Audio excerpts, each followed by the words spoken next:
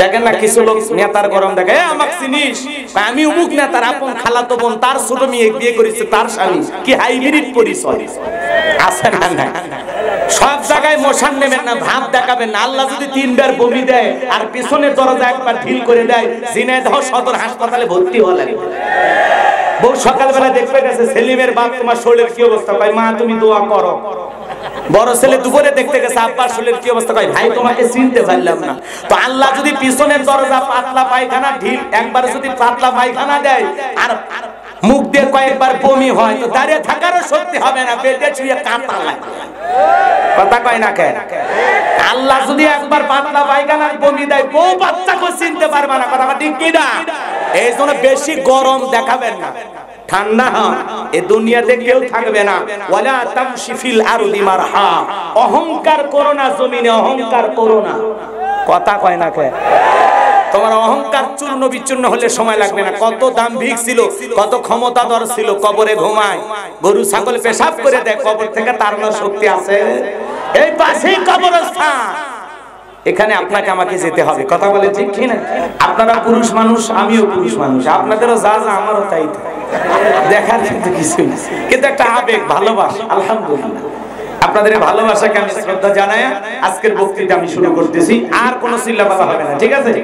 এখন চলেন ডাইরেক্ট। কি ডাইরেক্ট? ডাইরেক্ট আলোচনা। যুবকেরা তো মনে মনে হেভি খুশি না? খুব খুশি। কেন এত খুশি? জিতে গেছো না? হ্যাঁ, যুবকেরা আজকে ইংল্যান্ডের সাথে 3টা ম্যাচ বাংলাদেশকে কি করছে? কি ওয়াশ? বাংলা ওয়াশ হয় নাকি? এই জন্য যুবকেরা খুবই খুশি যে বিশ্ব চ্যাম্পিয়ন ইংল্যান্ডকে আমরা হারিয়ে 3 ম্যাচ সিরিজ জিতে। এই জন্য যুবকদের মুখে খালি উৎফুল্ল। কিছু কিছু যুবক আসতে যার বলছে হুজুর আজকে খেলা। বলে খেলা তো হয়ে গেল, আবার কি খেলা খেলবা তোমরা? তো এরকম ছেলেবেলে মানে বাংলাদেশ যদি আর যখন জিতে যায়, হুজুর জানেন না দিছি ইংল্যান্ড আছে না? না, এলে হলো যুবকদের মানে ওদের চিন্তা ভাবনা এরকম। মানে বাংলাদেশের যুবকেরা 11 জন খেলে না, মনে হয় বাংলাদেশের 18 কোটি জনগণ খেলে। আমি আবার সংবাদে দেখলাম পাপন সাহেব বলতেছে যে মাননীয় প্রধানমন্ত্রী আমাকে ফোন করে বলতেছে লিটন এত 6 মারতেছে, ওরে একটু 6 মারতে কম বলো, যখন তখন আউট হতে বলো। এই সংবাদে বলতেছে, রাগ করতেছেন মনে হয় না? এগুলো খোঁজ খবর রাখা লাগে, দেখা লাগে, নাকি বলেন? রাগ করতেছেন মনে হয়? বাংলাদেশ জিতাতে যুবকেরা কিন্তু খুব খুশি, মানে পুরো বাংলাদেশের যুবকেরা খুশি। এখন যাই হোক, ইংল্যান্ডকে হারাইলে হবে না, 2-1টা কাপ মারো, তাই না? এগুলো ঘরের মাঠে হলো সবাই পারে। কথা কয় না কেন? নিজেদের মাঠ পারবেনি তো বিদেশ যায় 2-1টা কাপ নিয়ে আসে, বিশ্ব চ্যাম্পিয়ন হন। কথা কয় না কেন? বাংলা ওয়াশ করে লাভ আছে, আন্তর্জাতিক ওয়াশ করে, তাহলে বোঝা যাবে যে ঠিক আছে। কথা কয় না কেন? যাই হোক যুবকেরা, এত হাসির দরকার নাই, কবরস্থান পাশে একটু কান্দা লাগবে, রেডি থাকো। রাগ করতেছেন মনে হয়? তো চলুন আমরা আলোচনা শুরু করি। আমি আপনাদের সামনে আলোচনা করব পবিত্র কোরআন থেকে, কোনো কষ্ট আপনাদেরকে দেব না, কিন্তু আমি চাই এখন ঘড়িতে বাজে 11টা 10, 12টা 10 পর্যন্ত থাকবেন না? 12:30 পর্যন্ত? 12:30 না? মাশাআল্লাহ, 12:30 পর্যন্ত কারা কারা থাকবেন না তারা হাত তোলেন, আর কারা কারা থাকবেন 2 হাত তুলে বলেন ইনশাআল্লাহ। জোরে বলেন ইনশাআল্লাহ, আর একবার বলেন ইনশাআল্লাহ। এবার মাঝে মাঝে দেখেন তো হাত তুলিনি কারা, যারা হাত তুলিনি দেখেন। যদি আল্লাহ 2 হাত আপনাকে দিয়ে থাকে আপনি হাত তোলেন, আর যদি হাতে সমস্যা থাকে তুলেন না। তাহলে আপনার কি 12:30 পর্যন্ত কোনো ওঠা বসা করা যাবে? নড়াচড়া করা যাবে? কোন অজুহাতে মাহফিল থেকে ওঠা যাবে? আল্লাহ কবুল করেন, জোরে বলেন আমিন। শোনেন, ওয়াদা প্রতিশ্রুতি ভঙ্গ করা কিন্তু কার লক্ষণ? হ্যাঁ, মুনাফিকের লক্ষণ, এটা মাথায় রাখা লাগবে। বিদায় 12:30 পর্যন্ত নড়াচড়া করবেন না, এরপরে উঠলে আমি দোয়া করে দেব, টেনশন নাই। আমি এই সময়টা পাইলে যত দ্রুত পারি আলোচনাটা আমি শেষ করার চেষ্টা করব ইনশাআল্লাহ। ভূমিকা দেওয়ার কোনো সুযোগ নাই, ডাইরেক্ট আলোচনা। আমি কথা বলবো পবিত্র কোরআনুল কারীমের 41 নাম্বার সূরা। কত নাম্বার? সূরাটির নাম হামিমাস সিজদা। মোট আয়াত আছে 54টি, রুকু আছে 6টি। বিশ্বনবীর মক্কার জিন্দেগিতে এই সূরাটি নাজিল হয়েছে। আমি আপনাদের সামনে একটি আয়াতে কারিমা তেলাওয়াত করেছি। আয়াতের নাম্বার হলো 30। 24 নাম্বার পারা 19 নাম্বার পৃষ্ঠার 3 নাম্বার লাইনে আয়াত ফেলে দেওয়া হবে। সমস্যা নেই, তুমি তোমার কাজ করো। আচ্ছা চুপচাপ, কেউ কথা বললেন না। চলুন জবান ছেড়ে যারা পারেন আমার সাথে তেলাওয়াত করুন। আউযু বিল্লাহি মিনাশ শাইতানির রাজীম। বিসমিল্লাহির রাহমানির রহিম। বিতাড়িত মোদ্দা শয়তানের কাছ থেকে আল্লাহ পাকের কাছে আশ্রয় প্রার্থনা চাচ্ছি।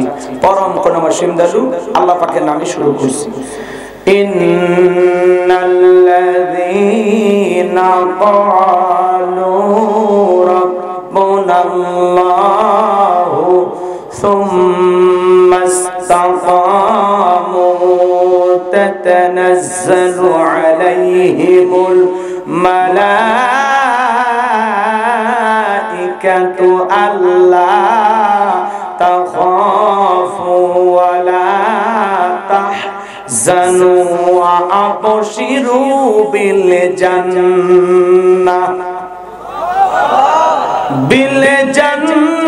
জান্নাতিল্লাতী কুনতুম তুআদুন।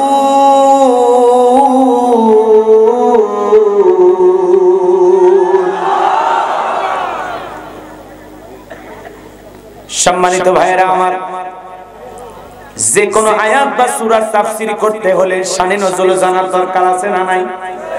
কোন প্রেক্ষাপটে আল্লাহর হাবিবের উপরে আয়াতে কারিমা নাজিল হয়েছে, এর সঙ্গে থাকা বেশ কয়েকটি আয়াতে কারিমা আল্লাহ পাক নাজিল করেছেন, সেই নাজিলের প্রেক্ষাপট জানার দরকার আছে না নাই? আল্লাহর হাবিবের উপরে কখন এই সূরাটির এই আয়াতে কারিমাগুলো নাজিল হয়েছে একটু মনোযোগ দিয়ে বোঝার এবং শোনার চেষ্টা করবেন বাজার। নবীজির সবচাইতে প্রিয় দুইজন মানুষ যখন একে একে মারা গেলেন, চাচা আবু তালিব মারা গেলেন, প্রিয়তমা স্ত্রী আম্মা জান খাদিজাতুল কুবরা রাদিয়াল্লাহু তাআলা আনহা মারা গেলেন। রাসূলের জন্য এই দুইটা মানুষ প্রিয় কম ছিল না বেশি? একটু মনোযোগ ভাই, 1-1.5 ঘন্টা কথা বলবো, মানে আমি এদিক সেদিক যেতে চাচ্ছি না, কোনো খুঁটছে পেছাল পারতে চাচ্ছি না, একেবারে ডাইরেক্ট প্লেন আলোচনা, মানে ডাইরেক্ট হাত দিয়ে ভাত খাওয়ার মতো অবস্থা। কথা কি বুঝতে পারছেন? এদিক সেদিক যাইতাম কিন্তু সময় পাই, যেহেতু সময় কম, এই সময়টাকে আমার কাজে লাগাইতে লাগে। আমি করব ওয়াজ, আপনারা দেবেন আওয়াজ, জবাব দিবেন ঠিক ঠিক, আলোচনা হবে কমপ্লিট। শ্রোতাদের স্পিরিটেই বাড়ে আপনার হিট, আলোচনা হবে জায়গা মতো ফিট। খালি চোখ কান খুলে রাখা আলোচনা শুনবেন, খাপে খাপ মুমতাজের বাহ, শয়তানের বংশ হয়ে যাবে সাপ, গোলাম রব্বানি কাউরে করবে না মা। খালি চোখ কান খোলা রাখবেন, কিছু আজ প্যান্ডেলে, কিছু আজ অ্যাঙ্গেলে, আর জ্ঞানী লোকের জন্য ইশারাই যথেষ্ট। কথা কয় না কয়? খেলা দেখে 6, 4 বল গোল এগুলো কয় চিল্লান যায়, আর একটু কোরআনের মাহফিলে বক্তার সাথে একটু আওয়াজ দেওয়া যায় না? পারবেন তো ইনশাআল্লাহ? একটু মনোযোগ দিয়ে কথাগুলো শুনেন বাজান। বিশ্ব নবীর প্রিয় দুইজন মানুষ একে একে বিদায় নিয়ে গেল। রাসূলের মনের অবস্থাটা ভালো না খারাপ? মনের ভিতরে অনেক কষ্ট, ভাঙ্গা মন, ব্যথিত হৃদয়। এই ব্যথিত হৃদয় নিয়ে বিশ্ব নবী যখন তায়েফে দাওয়াত দিতে গেলেন, আমার ভাইয়েরা, তায়েফের মানুষেরা দাওয়াত গ্রহণ না করে আল্লাহ রাসূলের দেহে বৃষ্টির মতো পাথর নিক্ষেপ করেছিল। তার জান্নাতি শরীর মোবারক দিয়ে রক্ত ঝরতেছিল, রক্ত ঝরতে ঝরতে পায়ের জুতাতে রক্ত জমাট বেঁধে গেছে। যায়েদ বিন হারেসা বলেন, আমি যখন রাসূলের পা থেকে জুতা মোবারক খুলতে গেলাম, রাসূলের পায়ের সাথে জুতাগুলো আটকে গেছে। আমি অনেক কষ্ট করে রাসূলের পা থেকে জুতা দুইটা খুললাম। বিশ্বনবী তায়েফ থেকে ফিরে আসার পর সাহাবা ইকরামদেরকে নিয়ে কাফেররা সমালোচনা শুরু করলো। 19 দিন আল্লাহ রাসূলের উপরে ওহী নাযিল হওয়া বন্ধ থাকলো, আসমান থেকে ওহী আসে না। কাফেররা শুরু করলো সমালোচনা। সাহাবা ইকরামদেরকে ডেকে বলে, কি ব্যাপার, তোমাদের মুহাম্মদ সাল্লাল্লাহু আলাইহি সাল্লামের আল্লাহ কি তাকে ভুলে গেল? তোমাদের নতুন কোন খবর তো আমরা শুনি না, কই নতুন করে সংবাদ তো কিছুই দাও না, আমরা তো তোমাদের কাছ থেকে নতুন কোন তথ্য পাই না। চতুর্দিকে যখন সমালোচনা শুরু হয়ে গেল, বাজান গো আমার, আল্লাহ রাব্বুল আলামিন জিবরাইলের মাধ্যমে আসমান থেকে তখন পাওয়ারফুল আয়াত কারিমা গুলো আল্লাহ পাক নাজিল করলেন। বলেন সুবহানাল্লাহ। ভেঙে যাওয়া মন সাহাবা ইকরামদেরকে নিয়ে যখন কাফিররা সমালোচনা করলো, আল্লাহ রাব্বুল আলামিন তখন এই পাওয়ারফুল আয়াত কারিমা নাজিল করে জানায় দিলেন, ইন্নাল্লাযীনা ক্বালু রাব্বুনাল্লাহু সুম্মা ইসতাকামু তাতানাজ্জালু আলাইহিমুল মালাইকাতু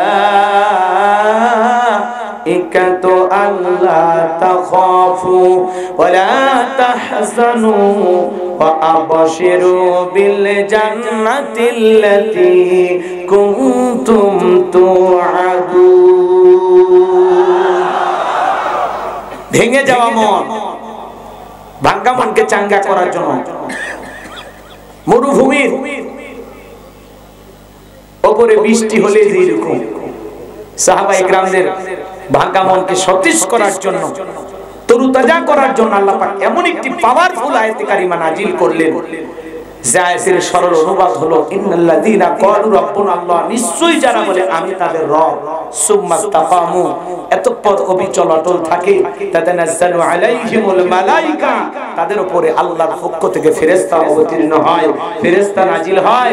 ফেরেশতা এসে বলে, আল্লাহ তাখাফু, ভয় পেও না, ওয়ালা তাহজানু, চিন্তা করো না, ওয়া আবশিরু বিল জান্নাতিল্লাতী কুনতুম তুআদুন, তোমাদেরকে যে জান্নাতের প্রতিশ্রুতি দেওয়া হয়েছে সেই জান্নাত পেয়ে তোমরা আনন্দিত হও, সেই জান্নাত তোমরা গ্রহণ করো। বলেন সুবহানাল্লাহ।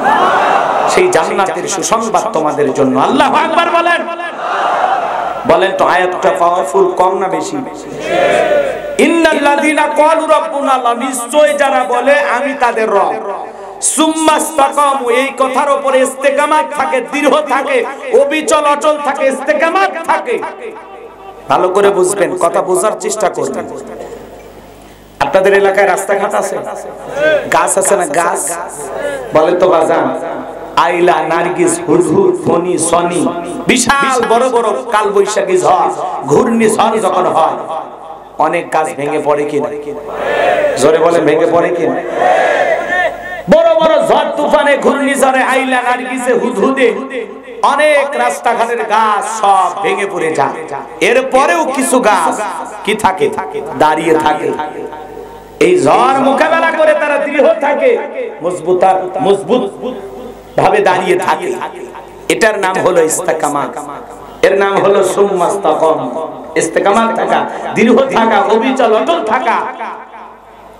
আপনি যখন দিন মানতে যাবেন, ইসলাম মানতে যাবেন, ইসলামের পথে চলতে যাবেন, আপনার উপরে নানামুখী ঝড় তুফান আসবে, আপনার উপরে মামলা আসবে, হামলা আসবে, নির্যাতন আসবে, জুলুম আসবে, বিপদ আসবে, মুসিবত আসবে। হাজারো কষ্ট, নির্যাতন, জুলুমের পরেও আপনাকে বলতে হবে সুম্মা ইসতাকামু, এই কথার উপরে ইস্তেকামাত থাকতে হবে। ইন্নাল্লাযীনা ক্বালু রাব্বুনাল্লাহ, নিশ্চয়ই যারা বলে আমি তাদের রব। আল্লাহ যদি আমাদের রব হয়, এই কথার উপরে আপনাকে আমাকে ইস্তেকামাত থাকতে হবে। কোন ঝড় তুফানে, কারো হুমকি ধুমকিতে ভয়ে এই পথ থেকে এক চুল এদিক সেদিক সরা যাবে।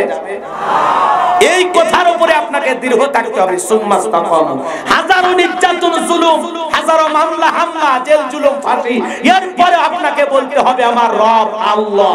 আল্লাহ ছাড়া মুমিন কারো কাছে মাথা নত করতে পারে? সুম্মা ইসতাকামু, ইস্তেকামাত থাকতে হবে, অবিচল অটল থাকতে হবে। কি হচ্ছে? দাড়িওয়ালা দেখে ধরতেছে, সেলুনের যা কাটিয়ে দেয়, অবস্থা ভালো হলে দাঁড়িয়ে রাখবে। সামান্য ঝড় তুফানে আপনি দাড়ি কেটে ছোট করেন, কথা কয় না কেন? টুপিওয়ালা পাঞ্জাবি, অবস্থা ভালো না, কয় তাহলে টুপি কয়েকদিন বন্ধ থাকে। এই হলো আপনার আমার ঈমানের অবস্থা। কথা বলে না কেন? মুমিন তো ইস্তেকামাত থাকতে হবে, দৃঢ় থাকতে হবে, মজবুত থাকতে হবে, পায়ে এদিক সেদিক নড়াচড়া করলে হবে না, এই কথার উপরে মজবুত থাকতে হবে। এতে বুলেট আসুক আর ফাঁসি আসুক আর নির্যাতন আসুক আর জুলুম আসুক, আল্লাহ রাব্বুল আলামিনের জিকির করতে গিয়ে জিহ্বা থাক আর যাক, আপনাকে ইস্তেকামাত থাকতেই হবে। কোন ঝড় তুফানে হুমকি ধুমকিতে এক ইঞ্চি নড়ে যাওয়ার সরে যাওয়ার কোনো সুযোগ নাই। এইবার একটু চলেন আলোচনার গভীরে যাই, মনোযোগ দিয়ে কথাগুলো শুনবেন। ইন্নাল্লাযীনা ক্বালু রাব্বুনা আল্লাহ, নিশ্চয়ই যারা বলে আমি তাদের রব। আমাদের রব কে? আল্লাহ। ডান হাতটা তুলে শাহাদাত আঙ্গুলি দ্বারা ইশারা করে আসমান দিকে, যুবকে এই বসো বসো বসো। কিছু কি হয়েছে তোমাদের সাথে? 12টা 30 মিনিট না? জি। আপনি উঠতেছেন কেন? কিসের পেশা? বলছি না কোনো অজুহাতে যাওয়া যাবে না, কোনো অজুহাত চলবে না। 1-1.5 ঘন্টা পেশা বাঁচিয়ে তুলে আপনার কিডনি আজকে নষ্ট হবে না, আমি দোয়া করে দেব আপনার কিডনি ভালো থাকবে ইনশাআল্লাহ। পরিবেশ নষ্ট করে না, যুবক মানুষ মাথা গরম, বুঝেন না? আর এটা নিজেদের মাহফিল, যেহেতু ওই ভাইয়ের সাথে আমার একটা মহব্বত আছে, আমি এখনই যদি দোয়া করে দেব উনি কিছুই বলবেন। কথা কি বুঝতে পারছেন? এই জন্য দয়া করে কেউ ওটা বসা করবেন না, কথা অনুযায়ী কাজে মিল রাখেন, ভালো লাগবে। 1-1.5 ঘন্টা কোরআনের মহব্বতে দেন, আশা করি ভালো লাগবে। 1 ঘন্টা কোরআন শোনার জন্য যদি আপনি দিতে পারেন, 60 বছর দাঁড়ায় নফল নামাজ পড়লে যে সওয়াব হয়, আল্লাহ পাক সেই সম পরিমাণ সওয়াব আপনার আমার আমলনামায় লিখে দেবেন। বলেন সুবহানাল্লাহ। 70 বছরের মুরব্বি যদি ওঠে, পেশাব আটকানোর ক্ষমতা নাই, লঙ্গি মাকার সম্ভাবনা আছে, ওই চাচার ছুটি। কিন্তু কোন যুবক যদি ওঠে, অবিবাহিত যদি হয়, পারলে ওর মোবাইলে ছবি তুলে রাখবেন, মেয়েকে বাড়িতে বুড়ি বানায় রাখবেন, তাই এরকম অসুস্থ ছেলের সাথে বিয়ে দেবেন না। আর ওর সাথে বিয়ে দেওয়া না দেওয়ার সমান, কারণ হিজরার যা দাম আছে ওর তাও না। কথা কর না কে? পুরুষ বলে পেশাব করার জন্য উঠবি, পেশাব লাগবি ঝিনাই দাও, পেশাব করবি ঝালুকাঠি জেলায় যায়, ওটা হলো পুরুষ। আরজান ট্যাবলেট খাইন, রাগ করতেছেন মনে হয় না? নড়াচড়া করেন না, একটু বসেন। এরপরে যারা উঠে যাচ্ছে তারা তাদের ওয়াদা রাখতে পারে না, এই ব্যাপারে তারা যেন জবাব দেয়। ঠিক আছে? কথা তো কথায়, কথার দাম রাখতে হবে না। একটু শুনুন, একটু শুনুন, একটু শুনুন। তাহলে এই কথাটা আপনারা স্বীকৃতি দেন। ইন্নাল্লাযীনা ক্বালু রাব্বুনা আল্লাহ, নিশ্চয়ই যারা বলে আমি তাদের রব। ডান হাতটা আসমানে দিকে উঁচু করে শাহাদাত আঙ্গুলি দ্বারা ইশারা দিয়ে বলেন তো আমাদের রব কে? আল্লাহ। একটু জোরে ডাক দিয়ে বলেন তো আমাদের রব কে? আল্লাহ। আর একবার জোরে ডাক দিয়ে বলেন তো আমাদের রব কে? আল্লাহ। আপনামান বাজান গো আমার, আমরা সবাই বললাম আমাদের রব আল্লাহ। আমার আল্লাহ রাব্বুল আলামিন বলেন ইন্নাল্লাযীনা ক্বালু রাব্বুনা আল্লাহ, নিশ্চয়ই যারা বলে আমি তাদের রব। রূহের জগৎ আল্লাহ রাব্বুল আলামিন আপনাকে আমাকে প্রশ্ন করে বলেছিলেন আলাস্তু বিরাব্বিকুম, আমি কি তোমাদের রব নই? সেদিন আমরা সবাই জবাব দিয়ে বলেছিলাম ক্বালু বালা, অবশ্যই আপনি আমাদের রব। এই পৃথিবীর জমিনে আসার পর আল্লাহ রাব্বুল আলামিন সর্বপ্রথম যে ওহী নাযিল করলেন ইকরা বিসমি রাব্বিকাল্লাযী খলাক, পর তোমার রবের নামে যিনি তোমাদেরকে সৃষ্টি করেছেন, সেই রবের জ্ঞান শিক্ষা দেওয়া হয় কোথায়? স্কুল, কলেজ নাকি মাদ্রাসায়? তাহলে সন্তানদেরকে মাদ্রাসায় পড়ানোর দরকার আছে না নাই? ছোট্ট বাচ্চা মাদ্রাসায় পড়ে 6-7-8 বছর বয়স, পেশাব করে পানি নাই, টিস্যু ব্যবহার করে, মাটি ব্যবহার করে। আর কত ছেলে কলেজ ইউনিভার্সিটিতে পড়াশোনা করে, এলাকায় পালসার গাড়ি নিয়ে ঘোরাঘুরি করে, রাস্তার মধ্যে গাড়িটা ব্রেক কইরা কুকুরের মতো দাঁড়িয়ে থেকে পেশাব করে, বসেও না। এক ছেলে ক্লাস 3 তে পড়ে, ব্যাগ পেছনে বাঁধা আছে, এরপরে পেশাব করতেছে আর লিখতেছে। ওরে বললাম বাবা তুমি কোন ক্লাসে পড়ো? বলে ক্লাস 3 তে। তো দাঁড়িয়ে থেকে কেন পেশাব করো? পেশাব করার আদব কায়দা কি তোমাদের স্কুলে শেখায় না? বলে হুজুর সেই কথা বলবেন না, প্রাইমারি পেশাবখানায় যা দেখি সারিতাই দাঁড়িয়ে থেকে পেশাব করে। তার মানে যেমন দেখতেছে তেমন শিখতেছে। আর ছোটবেলায় মাদ্রাসায় যারা পড়ে, হুজুর বলেছে বাবা পেশাব থেকে পবিত্রতা অর্জন না করার কারণে অনেক মানুষকে কবরের শাস্তি ভোগ করতে হবে। দাঁড়িয়ে পেশাব করা হারাম। ওই ছোট ছোট বাচ্চারা কয়েক বছর মাদ্রাসায় পড়াশোনা কইরা বাড়িতে মা বাবারে সালাম দেয়, এলাকাবাসীকে সালাম দেয়, পেশাব করে পানি ব্যবহার করে। কথা বলেন ঠিক কিনা? পেশাব করে ঢেলে কুলুপ ব্যবহার করার দরকার আছে না নাই? আর আপনার 30-40 বছর বয়স, আপনি পেশাব করে উঠে চলে আসলেন, টপ টপ করে পেশাব করে লুঙ্গি প্যান্টটা মেখে গেল, আর সেন্ট তো হেভি বের হয়। আপনার কি একটু শরম করে না? কথা কয় না কেন? আপনাদের একটু লজ্জা লাগে না? রাগ করতেছেন? রাগ করতেছেন আপনারা? পেশাব থেকে পবিত্রতা অর্জন না করার কারণে অনেক মানুষকে কবরের শাস্তি ভোগ করা লাগবে। এটা পরিষ্কার হাদিস। আপনি পেশাব করে হয় পানি, না হয় টিস্যু, না হয় মাটি, কিছু একটা নেওয়া লাগে। এক হুজুর ওয়াজ করছে, বাবা পেশাব করে ঢেলে গুলো ব্যবহার করা লাগবে, না হলে কবরের শাস্তি ভোগ করা লাগবে। এক বেচারার মায়া লেগে গেছে, মাহফিল শেষে যাওয়ার পথে পেশাব করছে, স্যার মনে মনে ভাবতেছে টিস্যু নাই, মাটিও নাই, পানিও নাই। হুজুর বলেছে কিছু না হলে রাস্তার বালু মাটিতে হলে ঠেকা কাজ পারি দেওয়া। রাস্তার বালু জড়ায় জায়গা মতো দিয়েছে, কিছু ছিল ইনজেকশন, মানে লাল ফিল্টার ইনজেকশন দেওয়া শুরু করছে। কথাকে বুঝতে পারছেন? এই জন্য বলতেছে আমি হুজুরদের ওয়াজ এই জন্য তো শুনি না, আমল করি না। আসলে কি দোষ হুজুরের নাকি ওর আমলের?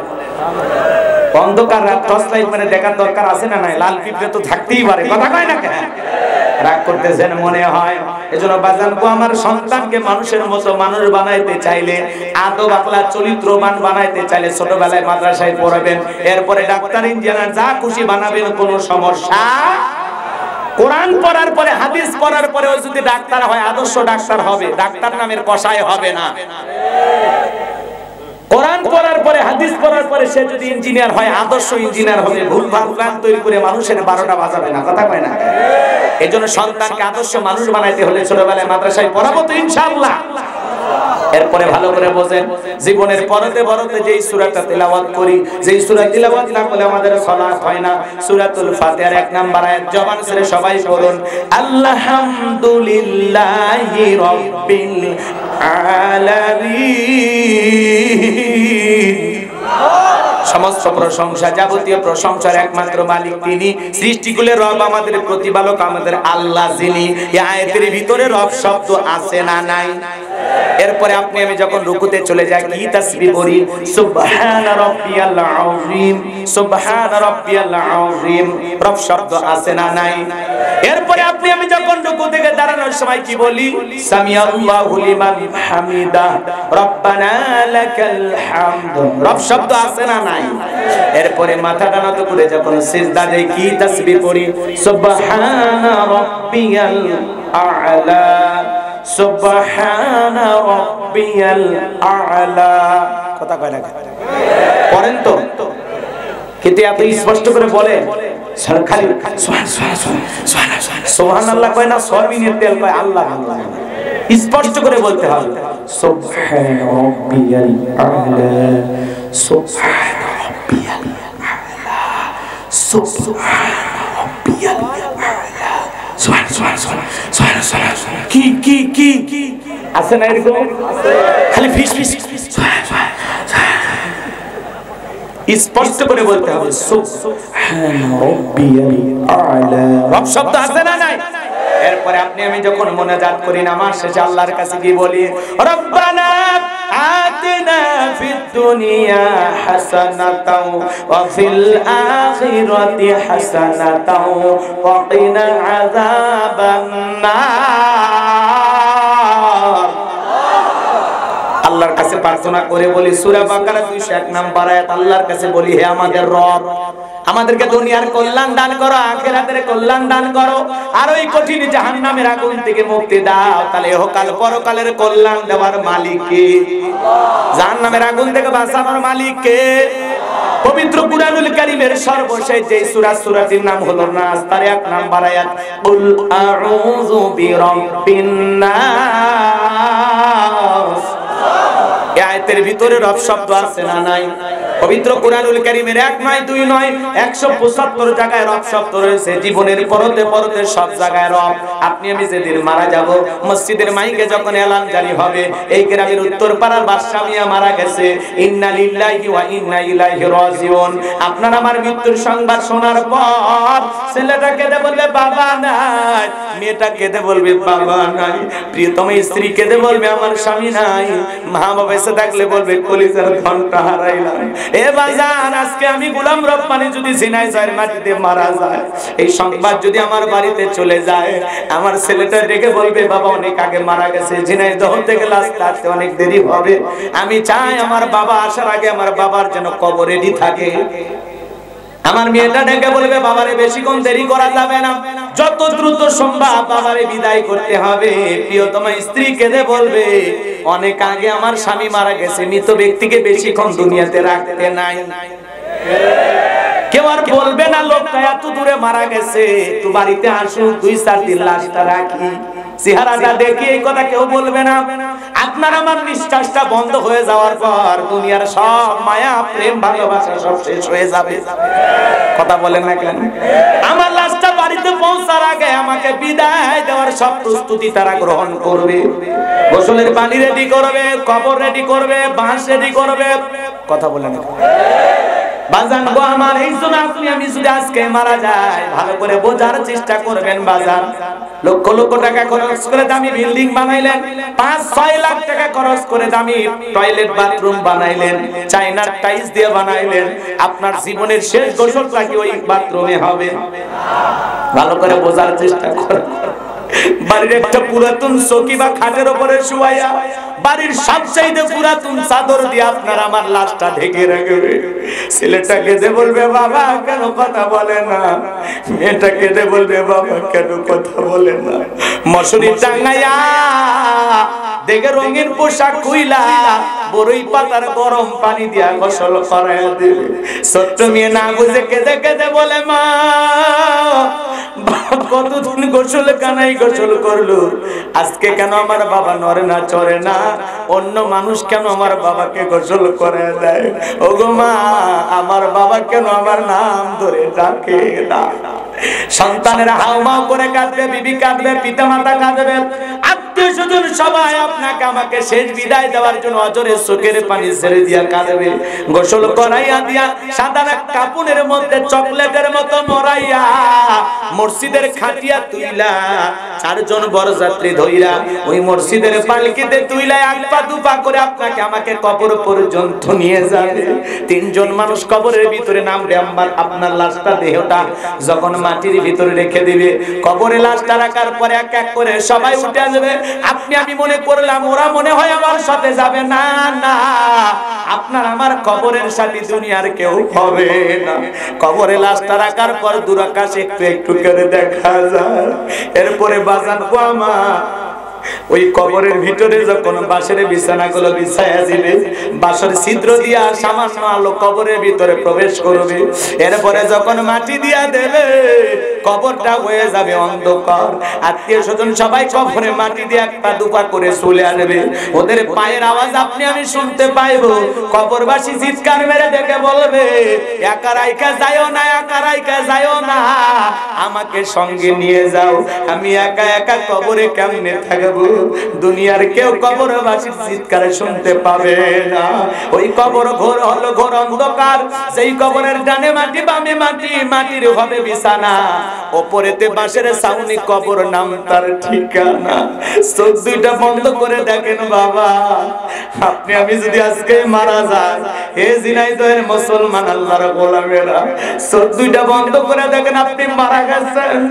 আপনার লাশটা বাড়ি থেকে বের করা হচ্ছে, আপনাকে গোসল করায় দিচ্ছে, আপনাকে কবরে রাখা হচ্ছে। একটু খেয়াল করেন, আপনি মারা গেছেন, একটু খেয়াল করেন। ওই কবরে লাশটা রাখার পর আমার নবী বলেন যে কবরে চলে গেল তার চাইতে অসহায় আর কেউ নাই। ইন্নামাল কুবুরু রাউযাতুম মিন রিয়াদিল জান্নাহ আও হুফরাতুম মিন হুফারিন নার। রাওয়াহু তিরমিজি। বিশ্বনবী থেকে বলেছেন যে ব্যক্তির আমল ভালো মৃত্যুর সঙ্গে সঙ্গে আল্লাহ পাক তার কবরটাকে জান্নাতের বাগান বানায় দিবেন, বলুন সুবহানাল্লাহ। আর যে ব্যক্তির আমল খারাপ আও হুফরাতুম মিন হুফারিন নার, তার কবরটা হবে জাহান্নামের আগুনের গর্ত। একবার যদি কেউ গুনাহ নিয়ে অন্ধকার কবরে যায়, তার আর বাঁচার কিন্তু কোনো উপায় নাই। গুনাহগারদের ডানের মাটি বামে চলে যাবে, বামের মাটি ডানে চলে যাবে। ওই কবরে থাকা ব্যক্তিকে এমন ধরে চাপ দেবে বাজার, এক পাজরের হার অন্য পাজরে ঢুকে যাবে, ছটফট করবে দেহটা বাজার। ওই অন্ধ ফেরেশতা কানে শোনে না, সেই ফেরেশতা হাতুড়ি দিয়ে মাথায় বাড়ি মারবে, চূর্ণ বিচূর্ণ হয়ে যাবে। কবরে থাকা বিষাক্ত সাপ যদি একবার সবল বাড়ে, পা থেকে মাথা পর্যন্ত বিষের যন্ত্রণায় দেহটা ছটফট করবে। ওই কবর বড় কঠিন জায়গা। নবীর সাহাবী হযরত ওসমান কবর থেকে অঝরে চোখের পানি ছেড়ে দিয়ে কান্না করতেন। সাহাবীরা জিজ্ঞাসা করতেন, ভাই ওসমান আপনি কবর থেকে কেন কান্না করেন? নবীর সাহাবী হযরত ওসমান দেখে বলেন, এই কবর হলো প্রত্যেকটা মানুষের প্রথম মঞ্জিল, প্রথম ঘাঁটি, প্রথম স্টেশন। এই কবরে তিনটা প্রশ্ন করা হবে, যে সঠিক উত্তর দিতে পারবে তার মিজান ফুলসিরাতে কোনো টেনশন নাই, যে উত্তর দিতে পারবে না তার আর বাঁচার কিন্তু কোনো উপায় নাই। ওই কবরে তিনটা প্রশ্ন করা হবে। এক নাম্বার প্রশ্ন হলো মার রব্বুকা, তোমার রবকে? রব শব্দ আছে না নাই? জোরে বলেন আছে না নাই? এবার জানবো আমার এই তো পাশেই কবরস্থান, কত মানুষ কবরে চলে গেছে। দুনিয়ার সব খবর আপনি মোবাইল, ইউটিউব, ইন্টারনেটের মাধ্যমে নিতে পারবেন, কিন্তু 3.5 হাত মাটির কবরে কার কি অবস্থা এটা দুনিয়ার কেউ কিন্তু জানে না। একদিন কবর আপনার জন্য খোরাক হবে, আমার জন্য খোরাক হবে। ওই কবরের মূল সম্পদ হলো নেক আমল। কথা বলেন ঠিক কি না? একটু মনোযোগ দিয়ে বোঝার এবং শোনার চেষ্টা করবেন বাজান। ওই কবরে আপনাকে আমাকে প্রশ্ন করা হবে মার রব্বুকা, তোমার রবকে? যারা দুনিয়াতে রবের গোলামি করেছে, কোরআন সুন্নাহ মোতাবেক জীবন সমাজ রাষ্ট্র পরিচালনা করেছে, যারা আল্লাহর বিধান দিয়ে এই জীবনে চলেছে, ওই কবরেতে যারা আল্লাহর গোলামি করে মুত্তাকি মুমিন খাঁটি মুসলমান বান্দা হয়ে অন্ধকার কবরে ঘুমাইছে, সে সঠিক উত্তর দিতে পারবে। ফেরেশতারা যখন বলবে মার রব্বুকা, তোমার রবকে, আল্লাহর সেই মুমিন মুত্তাকি খাঁটি নেককার নেক আমল ভালা বান্দা বলবে রব্বি আল্লাহ, রব্বি আল্লাহ, আমার রব আমার আল্লাহ। কিন্তু যারা রবের গোলামি করে না, এক আল্লাহর ইবাদত করে নাই, যারা শয়তানের ওয়াসওয়াসায় পড়ে ভুল পথে পরিচালিত হয়েছে, যারা মনে করেছে খাও দাও ফুর্তি করো, দুনিয়াটা মস্ত বড়, মরার পরে কি হবে সেটা পরে দেখা যাবে, যারা পরকালকে একটু ভয় করতো না, আল্লাহর বিধান মোতাবেক চলতো না, শয়তানের ওয়াসওয়াসায় পড়ে হাজার গুনার সাগরে ডুবেছিল, ওই মানুষগুলো কবরে যাওয়া মাত্রই ফেরেশতারা যখন প্রশ্ন করবে মার রব্বুকা, যারা আল্লাহর গোলামি করে নাই তারা এই প্রশ্নের সঠিক উত্তর দিতে পারবে না। কথা কয় না কেন? এই যে পাশে বসে আছেন এনার নাম কি? কিনা একদিনে চেনা যাবে না। কথা কয় না? তো আমি যদি ওনাকে না চিনি, ওনার সম্পর্কে কিছু বলতে পারবো না। ঠিক যারা আল্লাহর, এই দিকে খেয়াল করেন, যারা আল্লাহর গোলামি করে না, আল্লাহর বিধান মোতাবেক চলে নাই, মাথাটা নত করে সিজদা দেয় নাই, নামাজ আদায় করে নাই, কোরআন পড়ে নাই, আল্লাহর সাথে যার কোনো সম্পর্কই ছিল না, যে দুনিয়াতে রবকে চিনতই না, সে কি কবরে যাওয়া মাত্র বলতে পারবে রব্বি আল্লাহ?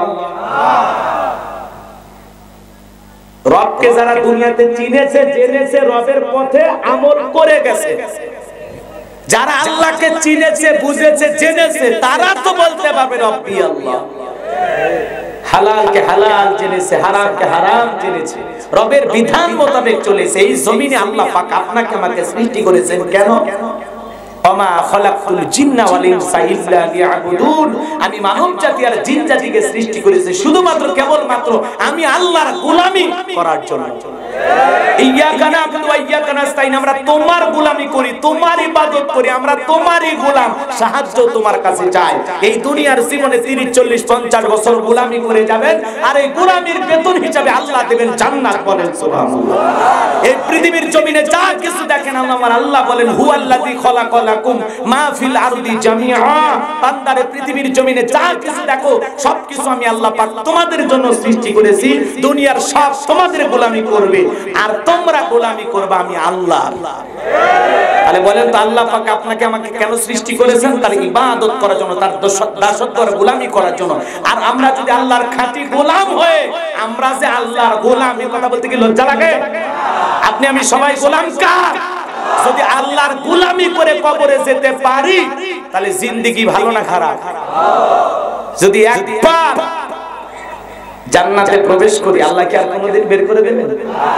তাহলে জান্নাতে যাওয়ার আশা আছে তো ইনশাআল্লাহ। তাহলে কবরের এক নাম্বার প্রশ্ন, মার রব্বুকা, তোমার রব কে? যারা রবের ভয় নিয়ে এই জমিনে চলেছে। মুমিনের অন্তরে ভয় থাকতে হবে কার? রবের না রবের? রবকে ভয় করবে তারা যারা সন্ত্রাসী, চাঁদাবাজ, দুর্নীতিবাজ, খুনি, দেশদ্রোহী, এদেশের টাকা বিদেশে পাচার করে, যারা ডাচ বাংলা ব্যাংকের টাকা লুটপাট করে, এরা দেখে পুলিশকে দেখে রবকে দেখে ভয় করবে। কথা বোঝেন না? কিন্তু আপনি আমি রবের গোলাম, আপনার আমার অন্তরে থাকবে রবের ভয়। ইয়া আইয়ুহাল্লাযিনা আমানুত্তাকুল্লাহ, হে ঈমানদারগণ আমি আল্লাহকে ভয় করো। হাক্কা তুকাতিহি, ভয় করার মতো ভয় করো। আপনি আমি সবাই ভয় করব কাকে? আল্লাহ আমার রব, এই রবই আমার অন্তরে থাকতে হবে রবের ভয়। যাদের হৃদয়ে আছে আল্লাহর ভয় তারা কবু পথ ভুলে যায় না। আল্লাহর প্রেম ছাড়া এই দুনিয়ায় কারো কাছে কোনো কিছু চায় না। যাদের হৃদয়ে আছে আল্লাহর ভয় তারা কবু পথ ভুলে যায় না। আল্লাহর প্রেম ছাড়া এই দুনিয়ায় কারো কাছে কোনো কিছু চায় না। জোরে বলেন মারহাবা। রাতের আধারে যারা সিজদাতে রয়, দু চোখের অশ্রুতে নদী যেন বয়। রাতের আধারে যারা সিজদাতে রয়, দু চোখের অশ্রুতে নদী যেন বয়। ছলনার হাত সানি যতই আসুক, ছলনার হাত সানি যতই ডাকুক, পেছনে ফিরেও তাকায় না। যাদের হৃদয়ে আছে আল্লাহর ভয় তারা কবু পথ ভুলে যায় না। আল্লাহর প্রেম ছাড়া এই দুনিয়ায় কারো কাছে কোনো কিছু চায় না। জোরে বলেন মারহাবা। আল্লাহর ভয় যদি অন্তরে থাকে আপনি আমি গুনাহ করতে পারবো? আল্লাহর ভয় থাকলে আপনি কি আপনার বাবার উপরে নির্যাতন করতে পারবেন? স্ত্রী, সন্তান, পরিবার, দেশবাসী, এলাকার কারো উপরে নির্যাতন করতে পারবেন? তাহলে অন্তরে যাদের রবের ভয় আছে, যে আল্লাহকে ভয় পায়, সে কোনোদিন কোনো ধরনের গুনাহের কাজ করতে পারে না। এই যে যশোরে জিগরগাছা উপজেলায় সম্পত্তির জন্য 150 বিঘা সম্পত্তি, এই সম্পত্তির জন্য ছোট ছেলে বাবারে পিটায়, মেয়েটাও বাবারে পিটায়, স্ত্রী পর্যন্ত সহ্য করে না। কারণ ওই মুরব্বীর বাসনা হলো তার এতগুলো সম্পদ থেকে কিছু সম্পদ একটু আল্লাহ রাস্তায় দান করে দিতে চায়। কথা কয় না কেন? কিছু সম্পদ কি করে দিতে চায়? একটু দান করে দিতে চায়, একটু আল্লাহ রাস্তায় বিলিয়ে দিতে চায়। এই অপরাধে মুরব্বীকে ঘরে বন্দি রাখে, খাইতে দেয় না, ঠান্ডা পানিতে শোয়ায় রাখে, হ্যাঁ ফ্যান বন্ধ করে রাখে, নানান ভাবে কষ্ট দেওয়া হয়। তার একটা ছেলে আমেরিকা থেকে এসে অনেক কষ্ট করে বাবারে খুঁজে বের করে বাবার চিকিৎসা করতেছে। সম্পদের লোভ কেমন দেখছেন? 150 বিঘা সম্পত্তি, এরপরে দুনিয়াতে শেষ বয়সে যায় শান্তি নাই, স্ত্রী সন্তানের নির্যাতনের শিকার হওয়া লাগে। কথা বলেন না কেন? সম্পদে শান্তি আছে? টাকায় সুখ আছে? টাকায় যদি শান্তি থাকতো তাহলে এই যে পৃথিবীর বড় ধনী কি নাম, বিল গেটস, তার দাম্পত্য জীবনে, সাংসারিক জীবনে ইতি টানা লাগলো। কথা কয় না? তো টাকা কি স্ত্রীকে আটকাইতে পারলো? টাকা কি তার জীবনের সংসার টিকাইতে পারলো? সুন্দর হয়ে যদি স্বামীকে আটকানো যাইতো তাহলে পূর্ণিমার এত বিয়ে হইতো না। কথা কয় না কেন? এই জন্য সৌন্দর্য দিয়া স্বামীকে টিকানো যায় না, টাকা দিয়া ঘর সংসার টিকানো যায় না। আগে মানুষ হওয়া লাগবে। কি হওয়া লাগবে? মানুষের মতো মানুষ যদি হতে পারেন তাহলে জীবনের সব জায়গায় আপনি সফল হতে পারবেন। আল্লাহ আমাদের সঠিক বুঝদান করুন। জোরে বলেন আমিন। তাহলে যে সন্তানেরা টাকার জন্য, সম্পদের জন্য বাবার উপর নির্যাতন জুলুম চালায়, বৃদ্ধ বাবাকে কষ্ট দেয়, আর যাই হোক এরা মানুষ হতে পারেনি। আর বাবাও ব্যর্থ হয়েছে তাদেরকে মানুষ বানাইতে। এটা খালি সন্তানের দোষ দিলে হবে না, পানি উঁচু থেকে নিচে গড়ায়, এটা নিয়ম না? তো বাবার উচিত ছিল সন্তানদেরকে মানুষ বানানো। ওই যে আমেরিকাতে যে ছেলে সেটেল হয়েছে, ওর মতো যদি এদেরকে মানুষ বানাইতে পারতো তাহলে সম্পদ নিয়ে এই বয়সে বাবার আর এত কষ্ট করা লাগতো। রাগ করতেছেন মনে হয়? তাহলে ভালো করে বোঝেন, তাহলে আপনার আমার অন্তরে কার ভয়? আরো জোরে বলেন, রবের ভয়। তাহলে কবরের 1 নাম্বার প্রশ্ন, মার রব্বুকা, তোমার রব কে? সেই রবের গোলামি করে আল্লাহর ইবাদত করে বাকিটা জীবন রবের পথে ব্যয় করে তোলেন। আল্লাহর গোলামি করে আল্লাহ আমাদেরকে কবরে যাওয়ার তৌফিক দান করুন, জোরে বলুন আমিন। তাহলে আমার আল্লাহ বলেন, ইন্নাল্লাযিনা ক্বালু রাব্বুনা আল্লাহ, নিশ্চয়ই যারা বলে আমি তাদের রব, আমাদের রব আল্লাহ ছাড়া আর কেউ আছে নাকি? তাহলে আপনার আমার রব কে?